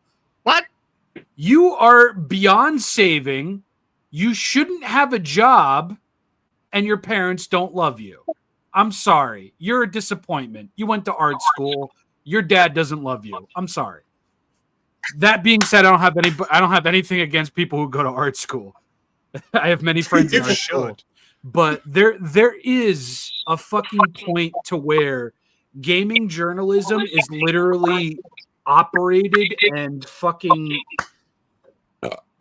what's the fucking word I'm fucking looking for? It's literally filled with people who sound like they don't like playing video games, but their job is to play fucking video games. I'm sick of it. I'm tired of it. I was sick of it with fucking Cuphead, where somebody gave the game a bad review because they couldn't get past the tutorial level. But this runs a bit deeper, because here is the fucking coup de grace. Silent Hill F takes place in 1960s Japan, at the height of the women's rights movement over there. To that extent, I've probably misnamed it. There is a heavy fucking tone in this game having to deal with women. And I read this fucking review, and I genuinely wanted to shove my fucking hand through my goddamn face. This person picked up a Silent Hill game and called it a disgrace because it made them feel lesser for being a woman. Wait, what? That's another way of saying it's woke. What? Let me fucking tell you something. And I'm shaking because I'm just so fucking angry. I don't give a fuck about how you feel. I want to hear what you think about the game. I want to hear what you think about the visuals, the storytelling, the combat, the fucking everything in and between. I don't give a fuck if the game triggered you. I don't give a fuck if you feel lesser as a fucking woman for playing the game. Or made you confused with your sexuality. Well, I mean, sometimes some of them aliens be looking really hot and they're dudes, and I don't know what to do. Kronos got it down. But this is the point I'm making is, if you're going to sit here and tell me why you're triggered over a fucking game like Silent Hill, you have missed the plot. You do not deserve to write this article or make money off of this fucking article, because you are literally the fat fuck off seal that went swimming and got bitten in half by a great white shark. Dude, I'll add to that. You missed the point for over 20 years with Silent Hill. Silent Hill has never been about holding your hand and saying, "Oh, baby, it's going to be okay. You're so loved. You're so desired." No, Silent Hill has never been about that. It's been a vacuum for it's a void of hope and happiness. Rarely is it fucking happy. And now you have a period piece in 1960s Japan where women are getting rights and being treated as people, and you are sitting here and telling me that this game made you feel lesser for being a woman because of how the game fucking opens. What an asshole. I genuinely fucking believe half of you fucking game journalists play the game for 5 minutes. And when something goes wrong that's not good on your moral compass, you immediately strike a fucking game for doing something like that when that's the goddamned point. Silent Hill is all about emotion. It's about negativity. It's about all of this. It's a mental thing. And you're sitting here and telling me that it makes you feel lesser for being a woman. You're a fucking idiot and you're trying to get clicks. And I'm sorry, you're not successful at it because you're a fucking Nimrod. You are literally using the negative side of the internet, the negative side of video gaming to make a point on a game that you never had any intention of giving a proper shot. And to that, I say, you are the nurse that poisoned infants in fucking China and killed them. You are the motherfucker that said, yeah, I'm a dentist, and you pull teeth out with a fucking drill. You are the motherfucker that says, I know how to make pizza, and you make it with cheddar cheese and brown sauce. What an asshole. You do not deserve to make money off of fucking writing your goddamn opinions down because you have absolutely no desire to give people your opinion and your honest feelings. You are a fuck. You are a tumor. People like you don't deserve to have that honor or to even have that ability to make money. You don't. And I'm sorry, but I don't give a fuck about your personal politics. I don't give a fuck about who the fuck you are. I clicked on your article because I wanted to hear your opinion. And more these days, people like you are making gaming journalism look even more like a fucking joke, and people like you need to be fired. Because if you're offended over a game that takes place in 1960s Japan that lays that layer of fucking terror and awfulness really fucking thick within the first 5 goddamn minutes of the game, if you're taking that and making it about you, go fuck yourself. Don't play games. Don't interact with art. Don't interact with a period piece because the game is showing and telling you a lot more than what you're fucking writing in your goddamn article. Stop it. Forever and always. I hope your parents love you because the majority of people who read your shit genuinely believe you need a binky in your bum bum. Don't do that. Don't do that. And I'll close this off with Silent Hill F is a lovely game that, man, it's so far, it spooked me. It's challenged me. It showed me a part of the world and a part in time that I wasn't alive for. And it showed me its darkest moment. And currently it is showing me somebody overcoming that. You know sure, it's fucking horrifying and fucking terrible in very many ways. Fuck your triggered feelings. Fuck you as a fucking person. Tell me about the game, not about you. Because in all honesty, I don't give a fuck about you. I give a fuck about the game. Stop making games about you. That's how it should be, though, right? Like, we're not playing the game to hear what you got to say about it. We're playing the game to see how we feel about it. Us personally. That being said, you said in the 60s, this is where the women's rights movement in Japan started happening? Something to that extent, yes. Yeah. I probably botched it, but it's heavily steeped in that. No, I don't think you did. But it brings me back to something that got us all together in the first place. Godzilla. Who would have thought Godzilla would have popped up? The first Godzilla movie, the Japanese version. You got that one sect where they don't want to tell people that Godzilla exists. And then the woman stands up and is like, why not? You should. And then they start arguing. And I'm like, oh, shit. So you're saying this happened in the 60s, but then the Godzilla movie was, in the 50s. I love that. Like it's been there. It's been there and it's growing. And yes, these people probably never watched Godzilla and they don't fucking get how that started already. That was a thing. I'm not playing Silent Hill F. I never played any Silent Hill after the first one. And the first one was so confusing to me that I never played it because I'm like, this ain't Resident Evil. So literally, it's real shit. I can't speak on Silent Hill, but from what Rob just told us, where this takes place and what it's supposed to mean, I thought of Godzilla and I thought of that 1954. I thought of that part where the woman had a voice. They had a voice. They had a voice in the Congress. Whatever they call the Congress. You know what I'm saying? In Japan. Parliament. In Parliament. So, wow, that's fucking crazy. And people are getting mad at that shit. I just think it's so incredibly... I just think it's so incredibly ignorant that a game is telling you a story for something you weren't fucking alive for, and you make it about you. Well, absolutely. It's where we're at.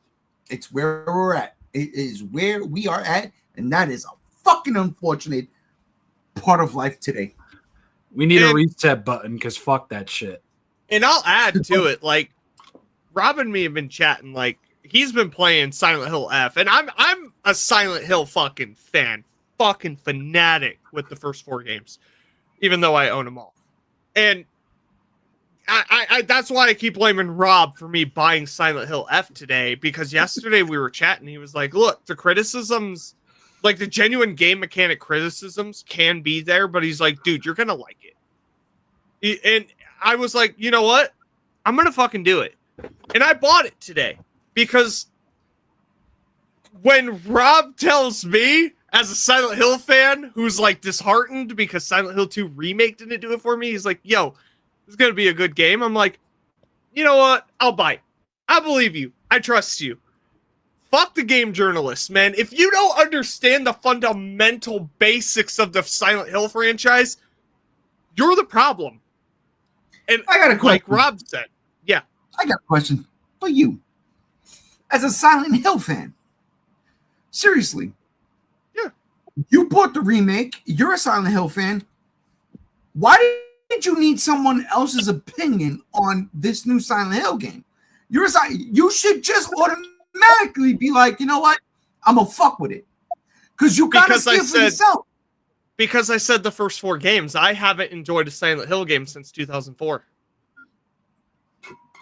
The Silent Hill 2 remake didn't do it for me, and I bought 2 fucking copies of that. I think he's asking more of a general question, like if you're a fan of Silent Hill, why do you need a review of someone else? Oh, that's exactly. Thank you, Chase. I bought Resident Evil Survivor. I bought Resident Evil Survivor. Oh God! I still Jesus. I think it has to do with the fact that's a better game than Outbreak. My ass is a better game than Outbreak. I think it's just because I've just been so disheartened with where the series has led to.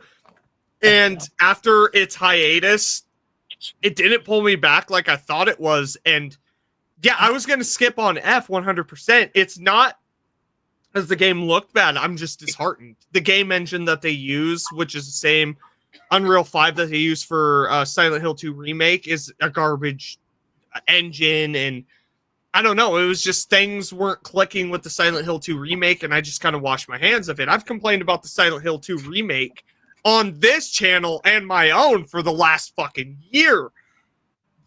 like, fuck, I bitch about it every other fucking day. But I think it was that conversation Rob and me had. Again, thanks, Rob. Like, it was just like, of course it's his opinion on it, but he was like, dude, it's not what you think it's gonna be. Like, yeah, the combat, like, for me, we talked about it, you know, it's a mixture of Silent Hill 4, Downpour, and Silent Hill 2, and it's like, okay, but it's the story he's telling me. It's like the story, the atmosphere, the music, everything else is going to get you because he knows that I'm a fan of the first 4 games. And the way he invoked it is he was like, dude, it's going to be good. You're going to like it. And that's where I was like, all right, day 1 edition, fucking 8 o'clock this morning, grabbed it for the PS5. You know what I mean? Like, and I think that's what it is. It's just, I've just been so disheartened with the franchise where it takes that outsider perspective that I never thought about to take a chance, to not necessarily recommend it, but just be like, dude, try it. Because you could always fucking sell it or return it. You know, I can't. It's a day 1 edition of Silent Hill F. I mean, come on. You get 1 day with that fucker and it's gone. It's a Showa era horror film with the Silent Hill title on it. And I'm down for that. The way he described it, especially today after I bought it. Shit, we were on the phone for like 40 minutes. Yeah. Him and me talking about fucking Silent Hill 2 remake, this game. We were just bullshitting. And I was like, I can't wait. Again, right after this podcast, I'm putting that disc in and waiting for an hour for the fucking game to install. But I'm going to fucking play it. I'm going to play it on Dolby Atmos on a 4K TV on my PS5, and I'm going to maybe fall in love with Silent Hill all over again. And I hope so. I hope so. Without the bullshit that these game journalists invoke onto us, because that's not who we are. It's not journalism anymore. It's an echo chamber of someone just spewing unprofessional thoughts. And that's just how it's changed nowadays. It's, you know, we aren't doing journalism anymore. We aren't talking about certain things. We're just complaining. And that's just how it's become. It's terrible. You want to complain about the themes that are brought up instead of dissecting the messaging that's there and how it made you feel as a person. You want to sit here and say it degrades you as a woman. That's bullshit. Invoke the themes, question, theorize, come to your own conclusion. So it was a woman who wrote that article? I imagine so. If they said it made him feel lesser for being a woman. Yeah. Oh, man, listen, this is. But how is that? How? I mean, you're fighting monsters. It's the themes that are presented in every Silent Hill game. The monsters are just kind of the subconscious that the character, it's invoked in the games.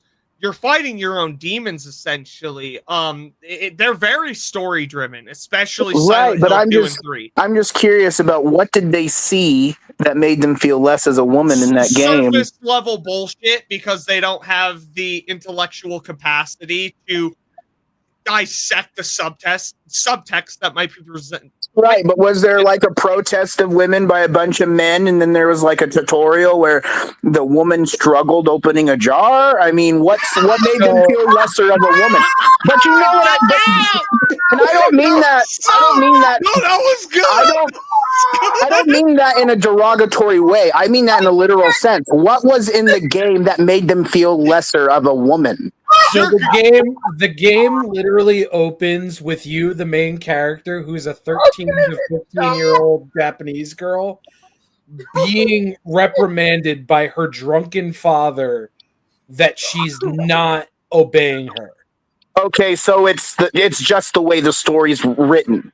It's the way the story is written, which is historically accurate to how women were treated. Yeah, that's a load of shit. Either way, that's a load of shit. That's just you not being able to just sit and pay attention to a story. It's literally a piece of media that is inspired by world fucking history. How are you not immediately locked in because you were not alive in the fucking 60s? That is where my brain literally fucking does a fart and fucking echo chambers within itself of the reverberations of my asshole contracting and letting out hot air. I do not understand how you can literally take a form of fucking suffering that women went through in 1960s Japan in the Showa era and make it all about you. Yeah, that's a load of crap. Because, Rob, only 6 of us, including you and me, have played a Silent Hill game before. That's why. That's like watching Godzilla -1 and saying that it's racist to Japanese people. Oh, those articles existed. Oh, for sure. I know. What's her name? Like Grace Rudolph or whatever her name is. Speak her name. Whoa. We don't talk about that bitch. Right. Stay away from all that shit, because fuck them. And you know what? I don't know. Fuck the person that wrote that article about fucking Silent Hill F. Honestly, it doesn't make sense. I'm not a Silent Hill fan. I played the first one. I played 10 minutes. This ain't what I want. I'm done. But I'm not gonna fucking go on and drag it out and be like this is. I might drag out certain other things, things that get me close and personal to the chest. But Silent Hill, go fuck yourself. I don't care. So like, I'll listen to JR because he's a Silent Hill fan, and then hearing what he said just now, where Rob is like, "Yo, this game is better than these people give it credit for." They want to fucking say this. They want to say that. I'm going to pay attention to that. I'm not going to knock that. Right. But, and it's sad that we've come to this place where it's not journalism anymore. It's just letting someone who has a shitty opinion speak their mind. Well, that's because game journalism died, except here on the G Show. Game journalism lives. We just do it a different way. Well, that's the whole point of unpopular opinion. So I have one, and Gams, I'm gonna save the best for last. That's you, because I feel bad. I do. I feel bad, Gam. I'm sorry. Like I wanted your legit, honest opinion on Mando and Grogu, but I ran a bit that didn't sit well with you. So I apologize. You're okay. You remember? It reminded me of a time where I ran a bit and JR left the chat. I'm just saying. Oh. I'm gonna go, and I'm gonna save you for last, Gam. The best for last. I'm gonna save you the best for last. So I'm gonna do my unpopular opinion right quick. Sure. And honestly, it's kind of crazy because I've been flip-flopping, and I've got both of these motherfuckers in my hand right now. I could go this way, or I could go that way. I could go the easy way, or I could go the way that's going to hurt me in a way, but I have to say what I got to say. And I guess if it's an unpopular opinion, I should feel that way. I should feel bad about saying this. So initially, especially after what I watched today with fucking Primal War, I was gonna go chat at Jurassic Park. I really was. But I don't think I need to, because there was a segment today that made me realize, and it was on the docket up until I saw Primal War today. It was the one, but it solidified it today. Listen, kids, and I'm going to call you that, and I'm not even going to do the grandpa voice. Listen, kids. God damn it. Fuck. All right? Listen to what I'm saying. Fuck the prequels trilogy. Fuck them. Y'all motherfuckers want to say Star Wars, the prequel trilogy, is the best. It's not. There's one good movie, and the other two are fucking whack shit pieces of garbage. And listen to me when I tell you this. I've been a Star Wars fan longer than each one of my co-host cohorts have been alive. I know the good shit when it fucking hits my veins. That's the OT. You understand? The OGOT. The prequel trilogy gets way too much fucking props. I don't understand why. Because Phantom Menace has a dope lightsaber scene, and Attack of the Clones has exactly Yoda. Fuck out of here. The shining light of the prequel trilogy is Revenge of the Sith, and even that movie, it's a trudge. The best part of the movie is the ending. Don't get me wrong, I love my space battles in that fucking opening sequence. Best hit of weed I ever fucking taken in my life. You take one hit, but you keep fucking sucking the fucking the weed into your lungs. You don't want to let it go. You don't want to blow it out. That's how good it is. You want to keep that shit. You want to shit it out. It's so good. But eventually you got to let it out. And when you do, you realize this ain't it. That's my unpopular opinion, much to my chagrin, because I am a Star Wars fanatic. But I feel, especially now,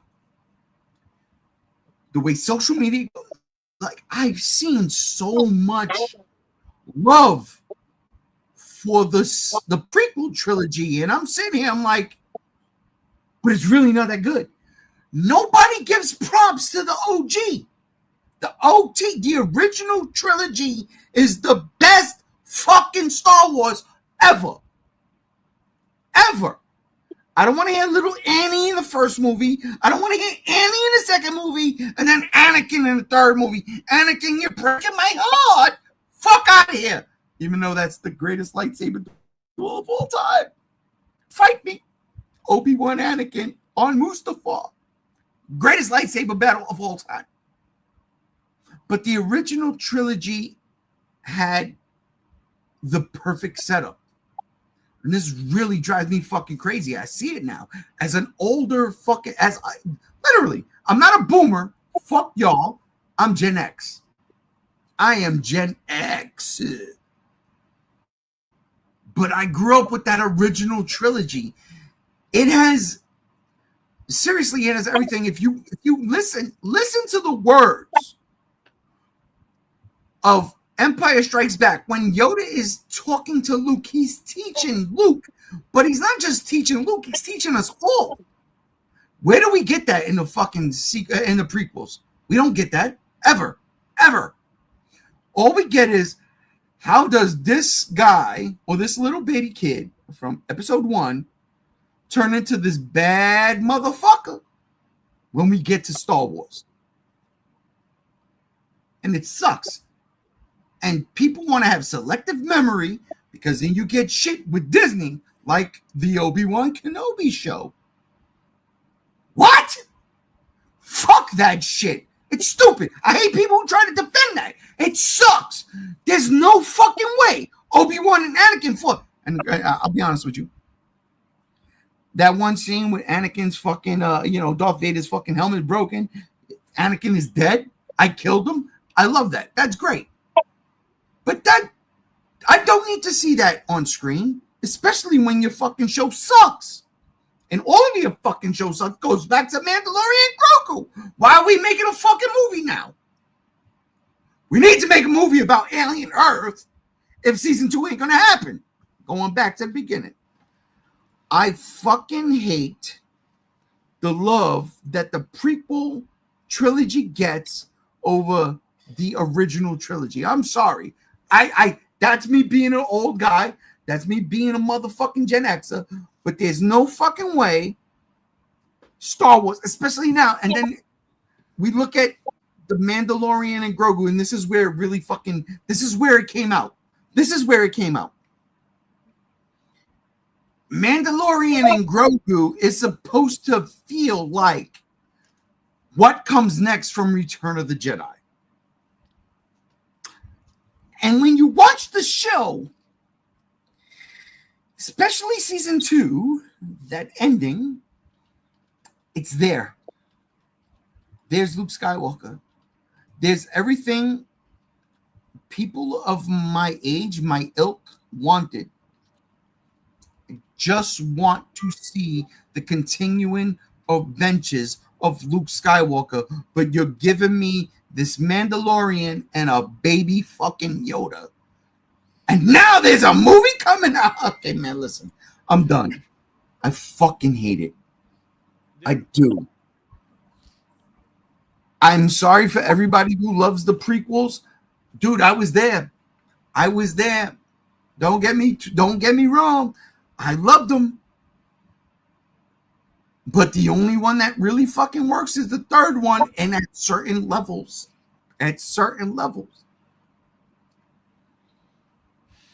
The Phantom Menace, terrible. Yes. Attack of the Clones, absolutely. The worst. It's the worst Star Wars movie from the first 6.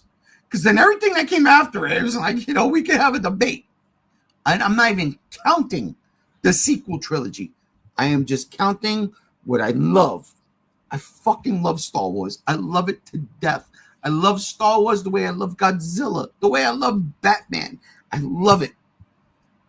But I've been seeing lately too much fucking love for the prequel trilogies, and I gotta sit there and I gotta say, it ain't happening. They fucking suck. Except the third one. So I would just say Phantom Menace and Attack of the Clones, come on, man. Y'all can't be fucking serious. But I get it. Because when I was born, Star Wars was already out.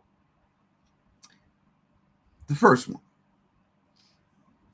I got to see Empire Strikes Back. I definitely got to see Return of the Jedi in theaters. Those movies had meaning.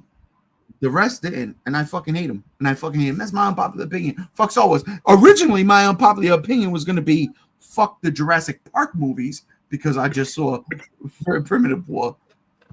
But no, I want to throw it at Star Wars because we've got this Mando and Grogu shit coming out, and it's like, really? This is desperate. And everybody here said it. Even Gam Gams, who had a very small opinion on that trailer. But they said it too. It's desperate. It reeks of desperation, and this is where Star Wars is. When Star Wars was fucking king of the fucking movie, not cinema, king of the movies. That's not King of the box office? No, not king of the box office. Ours just used to be king in general, dude. In general, yeah. It's like, yeah.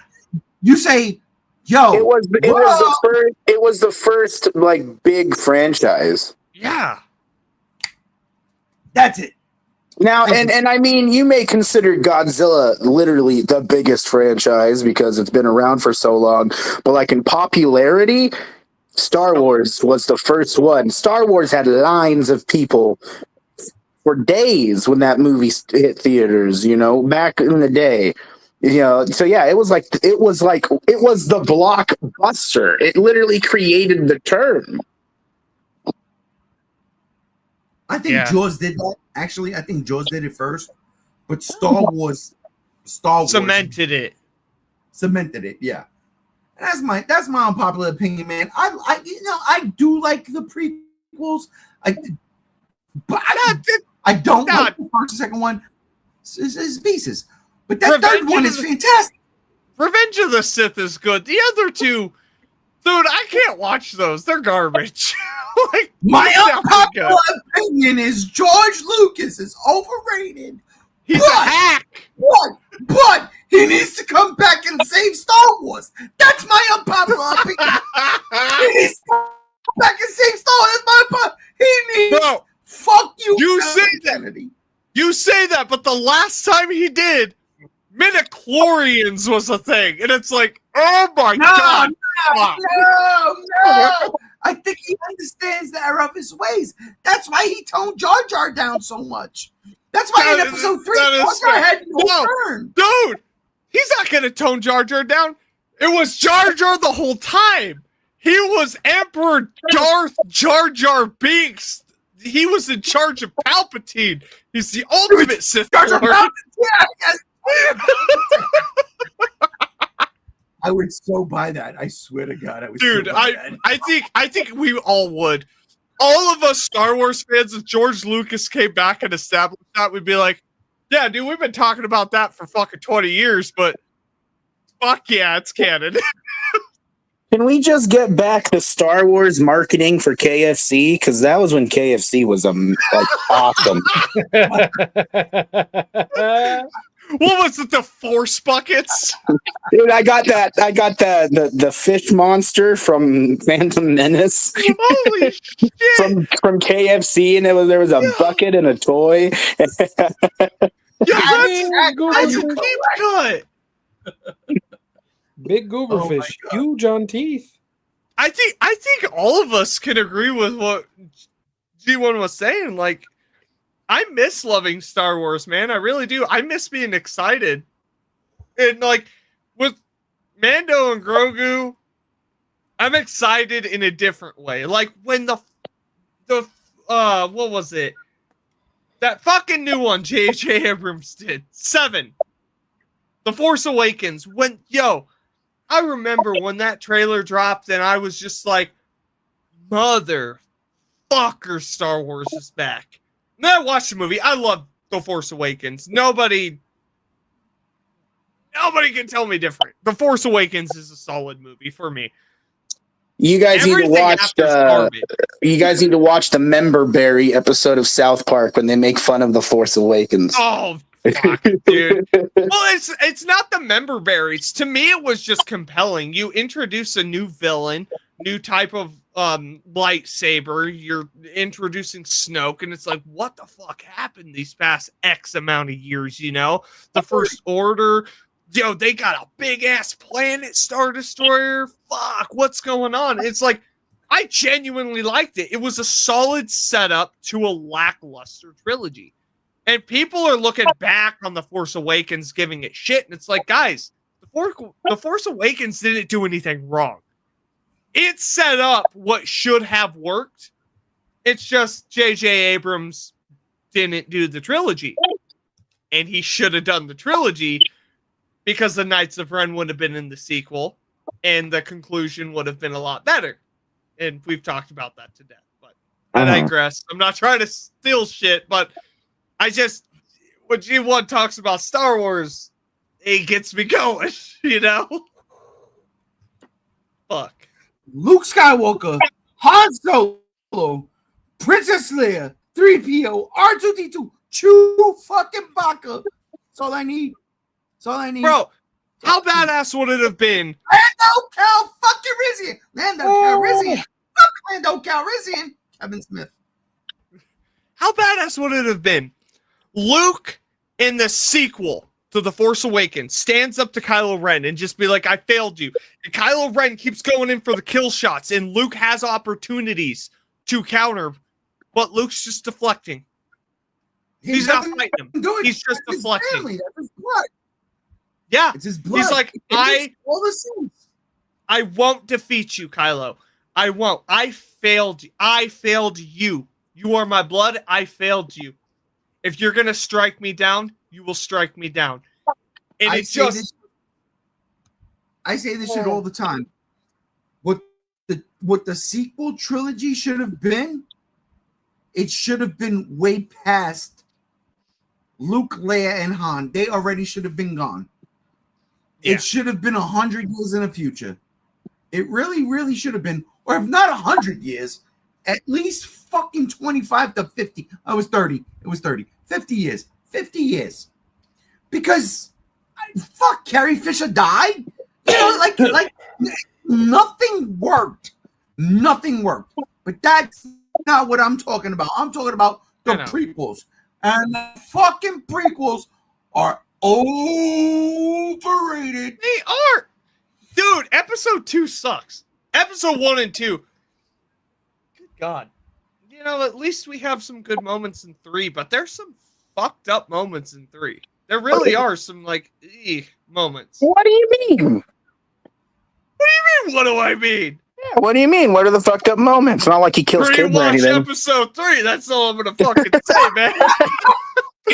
Like, episode 3 is a good movie in the context that the other 2 were shit. Hey, those weren't children. They were just a bunch of dwarves. Okay? They were getting ready for the Lord of the Rings, and Anakin's like, no. God damn it.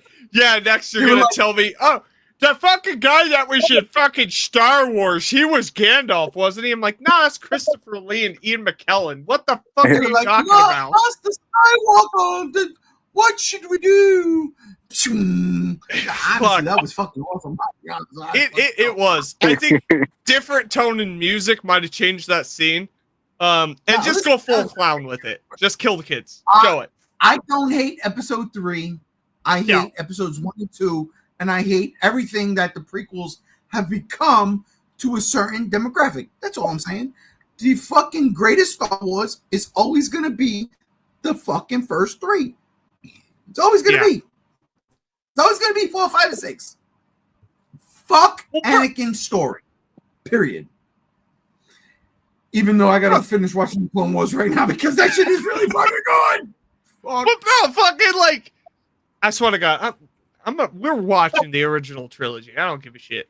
We're gonna. What we're doing right now is we're gonna go to some comments and then we're gonna get to Gams because holy shit, this is a long one. Man, guys, I've already got Silent Hill F downloading. Yeah, I still gotta have Rob pimp out fucking next week. So you jinxed it again, Ray. You said I'm thinking 2 hours tops. Stop saying shit. Monsterverse Rodan says Attack of the Clones had Padme getting scratched by that alien. That was the movie. Yep. Yeah. Oh wait. Okay. Anthony says, when it comes to Star Wars, I like the original trilogy and the sequels. I don't think the prequels exist. The prequels are better than the sequels, but the prequels suck. Yeah.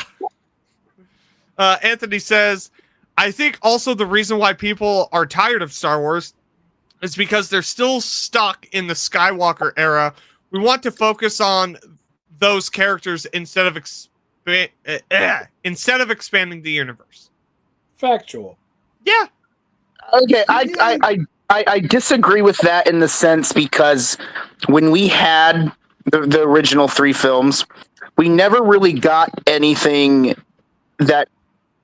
The way I see it is we didn't really get anything good after that with Star Wars. So it's kind of like with like. Why I loved, I love seeing the Godzilla reboots because I love the MonsterVerse. I love seeing Godzilla in a new light, and I love seeing it in a more advanced light. I say, let's keep up with the Skywalker stuff, but make it good. Okay? Is that hard?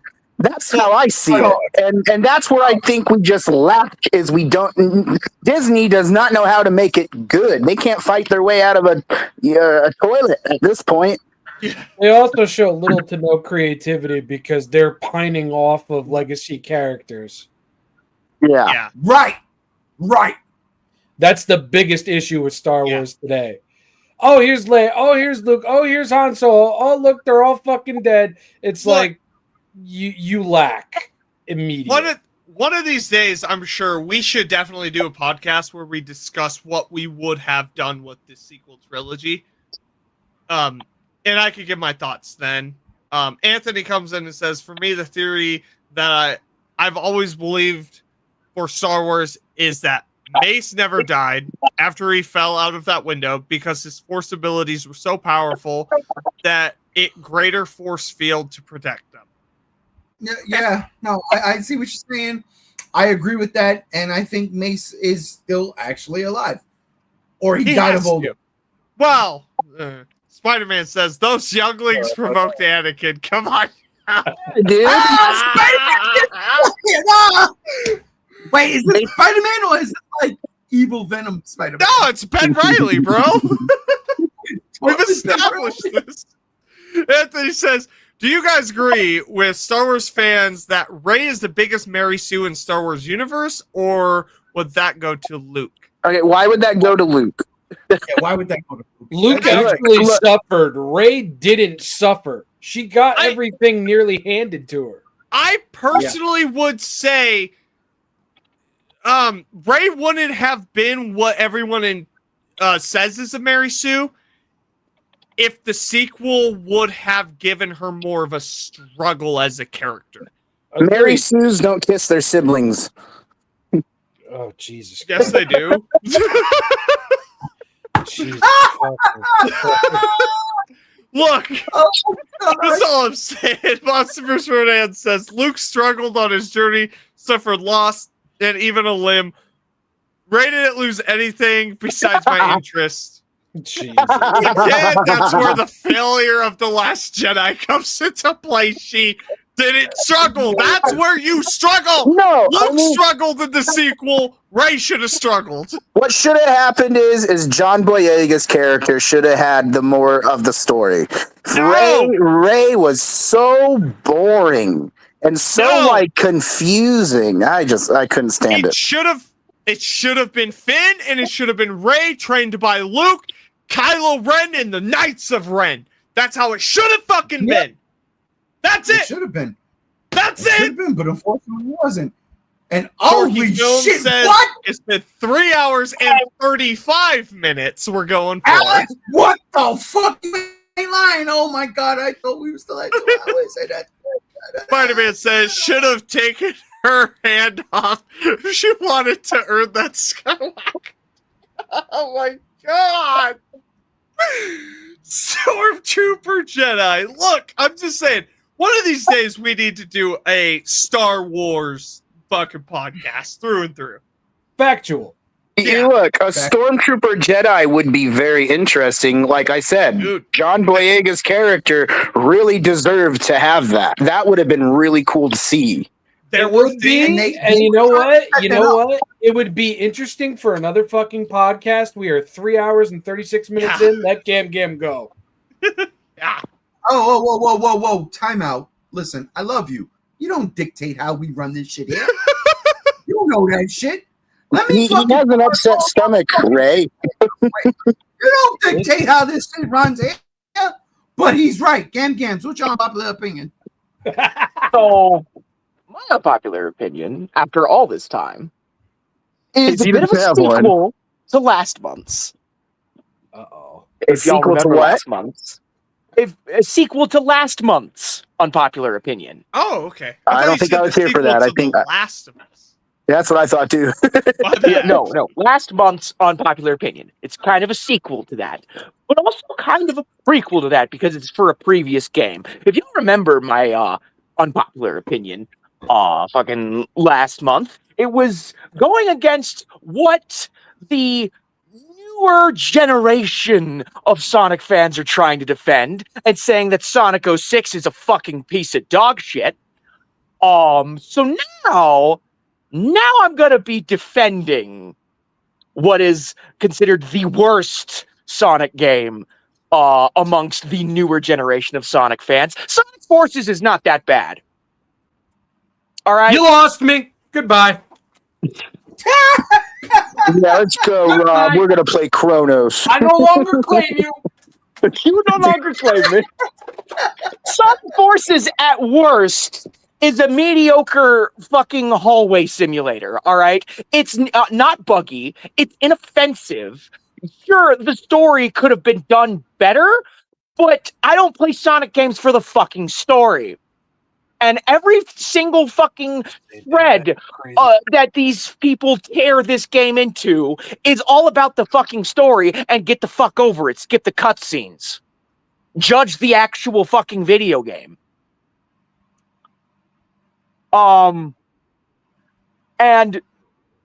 there are things that I genuinely enjoyed. I like the created character. It's one of the most fucking original and fucking coolest ideas that Sega did for a Sonic game was let you make your own character, weaponize the OC, you know? And I thought that was a genius marketing move on their end. Did they need to shove classic Sonic in there? No, they didn't. He was the most unneeded fucking thing in that whole goddamn kit and caboodle. But to say that Sonic Forces is the worst fucking Sonic game, It's over, Prime. okay. What the fuck happened? I have no Ended idea. the podcast. No, it's still going. Anyways, thank you for the interruption, Megatron. Dude, Disney's trying to cancel us. Trying to cancel the fucking whole show before I could even finish. This is bullshit. I'm sorry, Andrew. Fucking. Anyways, where was I? Fucking trying to claim that this is the worst fucking Sonic game when fucking Sonic 06 and Sonic Boom Rise of Lyric are right fucking there is asinine to me. And the Sonic fandom needs to fucking chill the fuck out and play the real versions of these games and not fucking fan-made versions and not fucking mods that improve the game. Just fucking judge the games for what they are. Back in my day, we didn't have fucking mods and shit. We just played the games on a console and fucking dealt with it. Tune in next month when I tear Sonic Heroes up, open a new one. Well, that's fucking deserved. But Gam, I'm gonna sit here and I'm going to slightly push back on that. It's like, yeah, Sonic Forces is nowhere near as bad as people say. But what the fuck does that game do except for get you half erect and then punch you in the balls as you're about the nut? That's all that game is. You're right. You're fucking right. That game is half baked. The levels end before they even start to get good, and the game itself is only 2 hours long. Like, it's a nothing burger of a game. Automated. It's mostly automated. It mostly is automated. Yes, I will not disagree. It's a bad game for the fact that it's a game that fucking works, but it doesn't do anything. It doesn't do anything. No, it doesn't. Okay, but it is factually not as bad as Sonic 06 or Sonic Boom Rise of Lyric. This is true. It is not in that level of terrible. And people keep on trying to say it's in that level of terrible. No, the fuck it's not. Well, anybody that says that fucking Sonic Forces is worse than Sonic 06 needs a lobotomy. Yes. And it's a large chunk of the fandom these days, and it's fucking sickening to me. They need a revoke. That's all there is. And you know what? I can't live in a world without Sonic Forces because Sonic Forces gave me the IDW comics. Whoa! Yeah. Time out real quick. That is factual. Swinging in. There's a comment real quick. Ready, JR? All right. At least you can't scam people in. You motherfucker! What is that word? Forces? Forces. Okay. I'm dyslexic and I've been drinking. I am on my third beer. Listen. I'm sitting here literally selling a skin that I got for free for 85,000 red star rings. All right, I am. You're a fucking monster. Listen, at least you guys know what forces is. I can't fucking read. JR, you haven't been around for a minute. But I'm sorry. Gam is a scam, and that's what spiked me. Yeah, so I started playing a game. I started playing a game called Sonic Speed Simulator, and it has a trade hub, and I like to scam children for skins for way more than they're worth. We're going to have a Dr. Phil episode. We're going to have to confront all of these children. Again, at least you can read forces. That's besides the point. Gam is a literal criminal.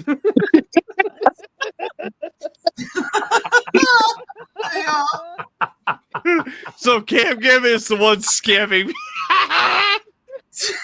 Fuck them kids. Yes, It's scalping. Yes, I'm a skin scalper. Yes. Oh my god, He scalps the skins. Fucking much. I literally go around, look for people's shops where they're selling skins for less than what they're worth, and then I buy them and then I put them in my shop for more. You're terrible. See, and this I is mean, where- hey, he's just exploiting the system, man. We can't really be mad. I am playing the capitalism game, bro. It's Well, not our you're fault playing that the they don't know the worth. capitalism game. If you're playing the capitalism game, you're basically saying every dumb motherfucker that walks into a Walmart and scalps a fucking Playmates Monster vs. Godzilla figure is totally justified. No. That's exactly what you're fucking saying. No. Yes. That's a physical good. I'm selling digital goods that have an infinite amount of stock. That's even worse. What's wrong with you? You were supposed to liberate the dark side, not join them. Oh my god, this is hilarious. that's fucking perfect. You know what's funny is it's just smart, and it's a smart ass remark, and it's just really fucking funny. Yeah. You punched it in darkness. And on that note, Yeah, I gotta cook dinner. we're ending it. It's over, bro. Fuck. And on that note, ladies and gentlemen, I want to thank everybody for joining us tonight. Everybody in the chats, seriously, massive props. Before we went on the air, I asked everybody here, the cohorts, I said, hey, I want this to be a great show. I want this to be what Monday Night Raw this week was. Gams.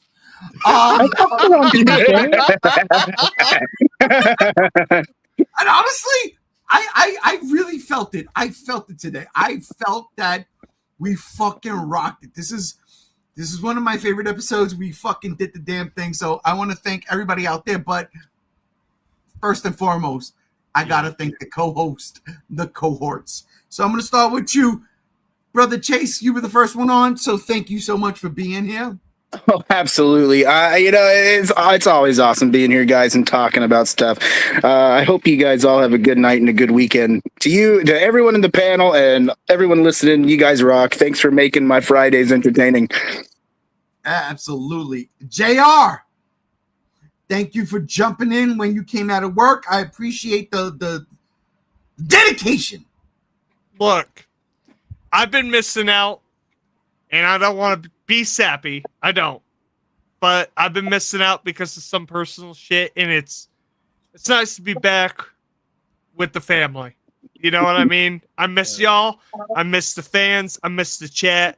I love you all. Thank you for having me, and I'm going to be back on a lot more. Oh, especially coming up this next month. Oh, Again, fuck, October's next week, bro. Next but that's why I'm week. saving Raw for last. That's why I'm saving Raw for last. I'm already thinking of my unpopular opinion for October. I got mine. I had that shit for fucking since we started this shit. I got mine. Okay. Ram Cams, thank you for joining us. Even if you were fucking home and you fucking decided to jump in. Hour and a half. Listen, I'm sorry. I love you all. Cruz had to come in and fucking remind. Yeah, Cruz had to come in, like, literally when they got home and was like, hey, it's Friday. What are you doing? I'm like, oh, fuck. Were you No, real sleeping quick, or playing Sonic? Shout No, I was out to sleeping. Cruz for fucking getting it together. Thank you, Cruz. That's why I fucking love you. We love you. Thank you for reminding him, Cruz. He says he loves you too. All right. Hey, Rob. Yo, Robbie Butterfuko over there. Thank you for joining us. But let me ask you a question. Next week is October. yes, it is. Yes, it is. But something else is popping up next week, You're right. especially on Friday. Yeah. What are we doing next week, my brother? Fam, everybody of you assorted egg cartons and then some. Next Friday, we are going to be doing a live watch along of the latest VHS film in the VHS saga as titled VHS Halloween.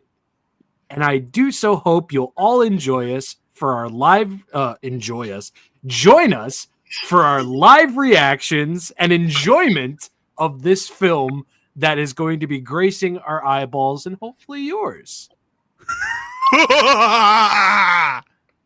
Listen, that's exactly what we're doing next week. It's October. Fucking VHS is dropping their next installment. And if anybody fucking followed us last year, y'all know. Woo! Yo! That last VHS movie was the fucking bomb. And this one, for all intents and purposes, is going to be great. Now, I don't know if I'm going to open up the chat, but I might open up the chat, which means if you're watching along, you might be able to join us. If I don't, y'all got to wait till November. I'll be gone till November. But yes, that'll do it for this episode of the Geek Out. Oh my God, I am done. Roasted, toasted. I'm ready to go to bed. Thank you, everybody, for joining us. Seriously, my cohorts, I love y'all all. And for everybody out there who hit up the chat, especially you, Alex, at the late stage in the game, I ain't mad at you.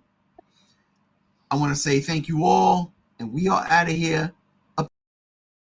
It's over, Prime.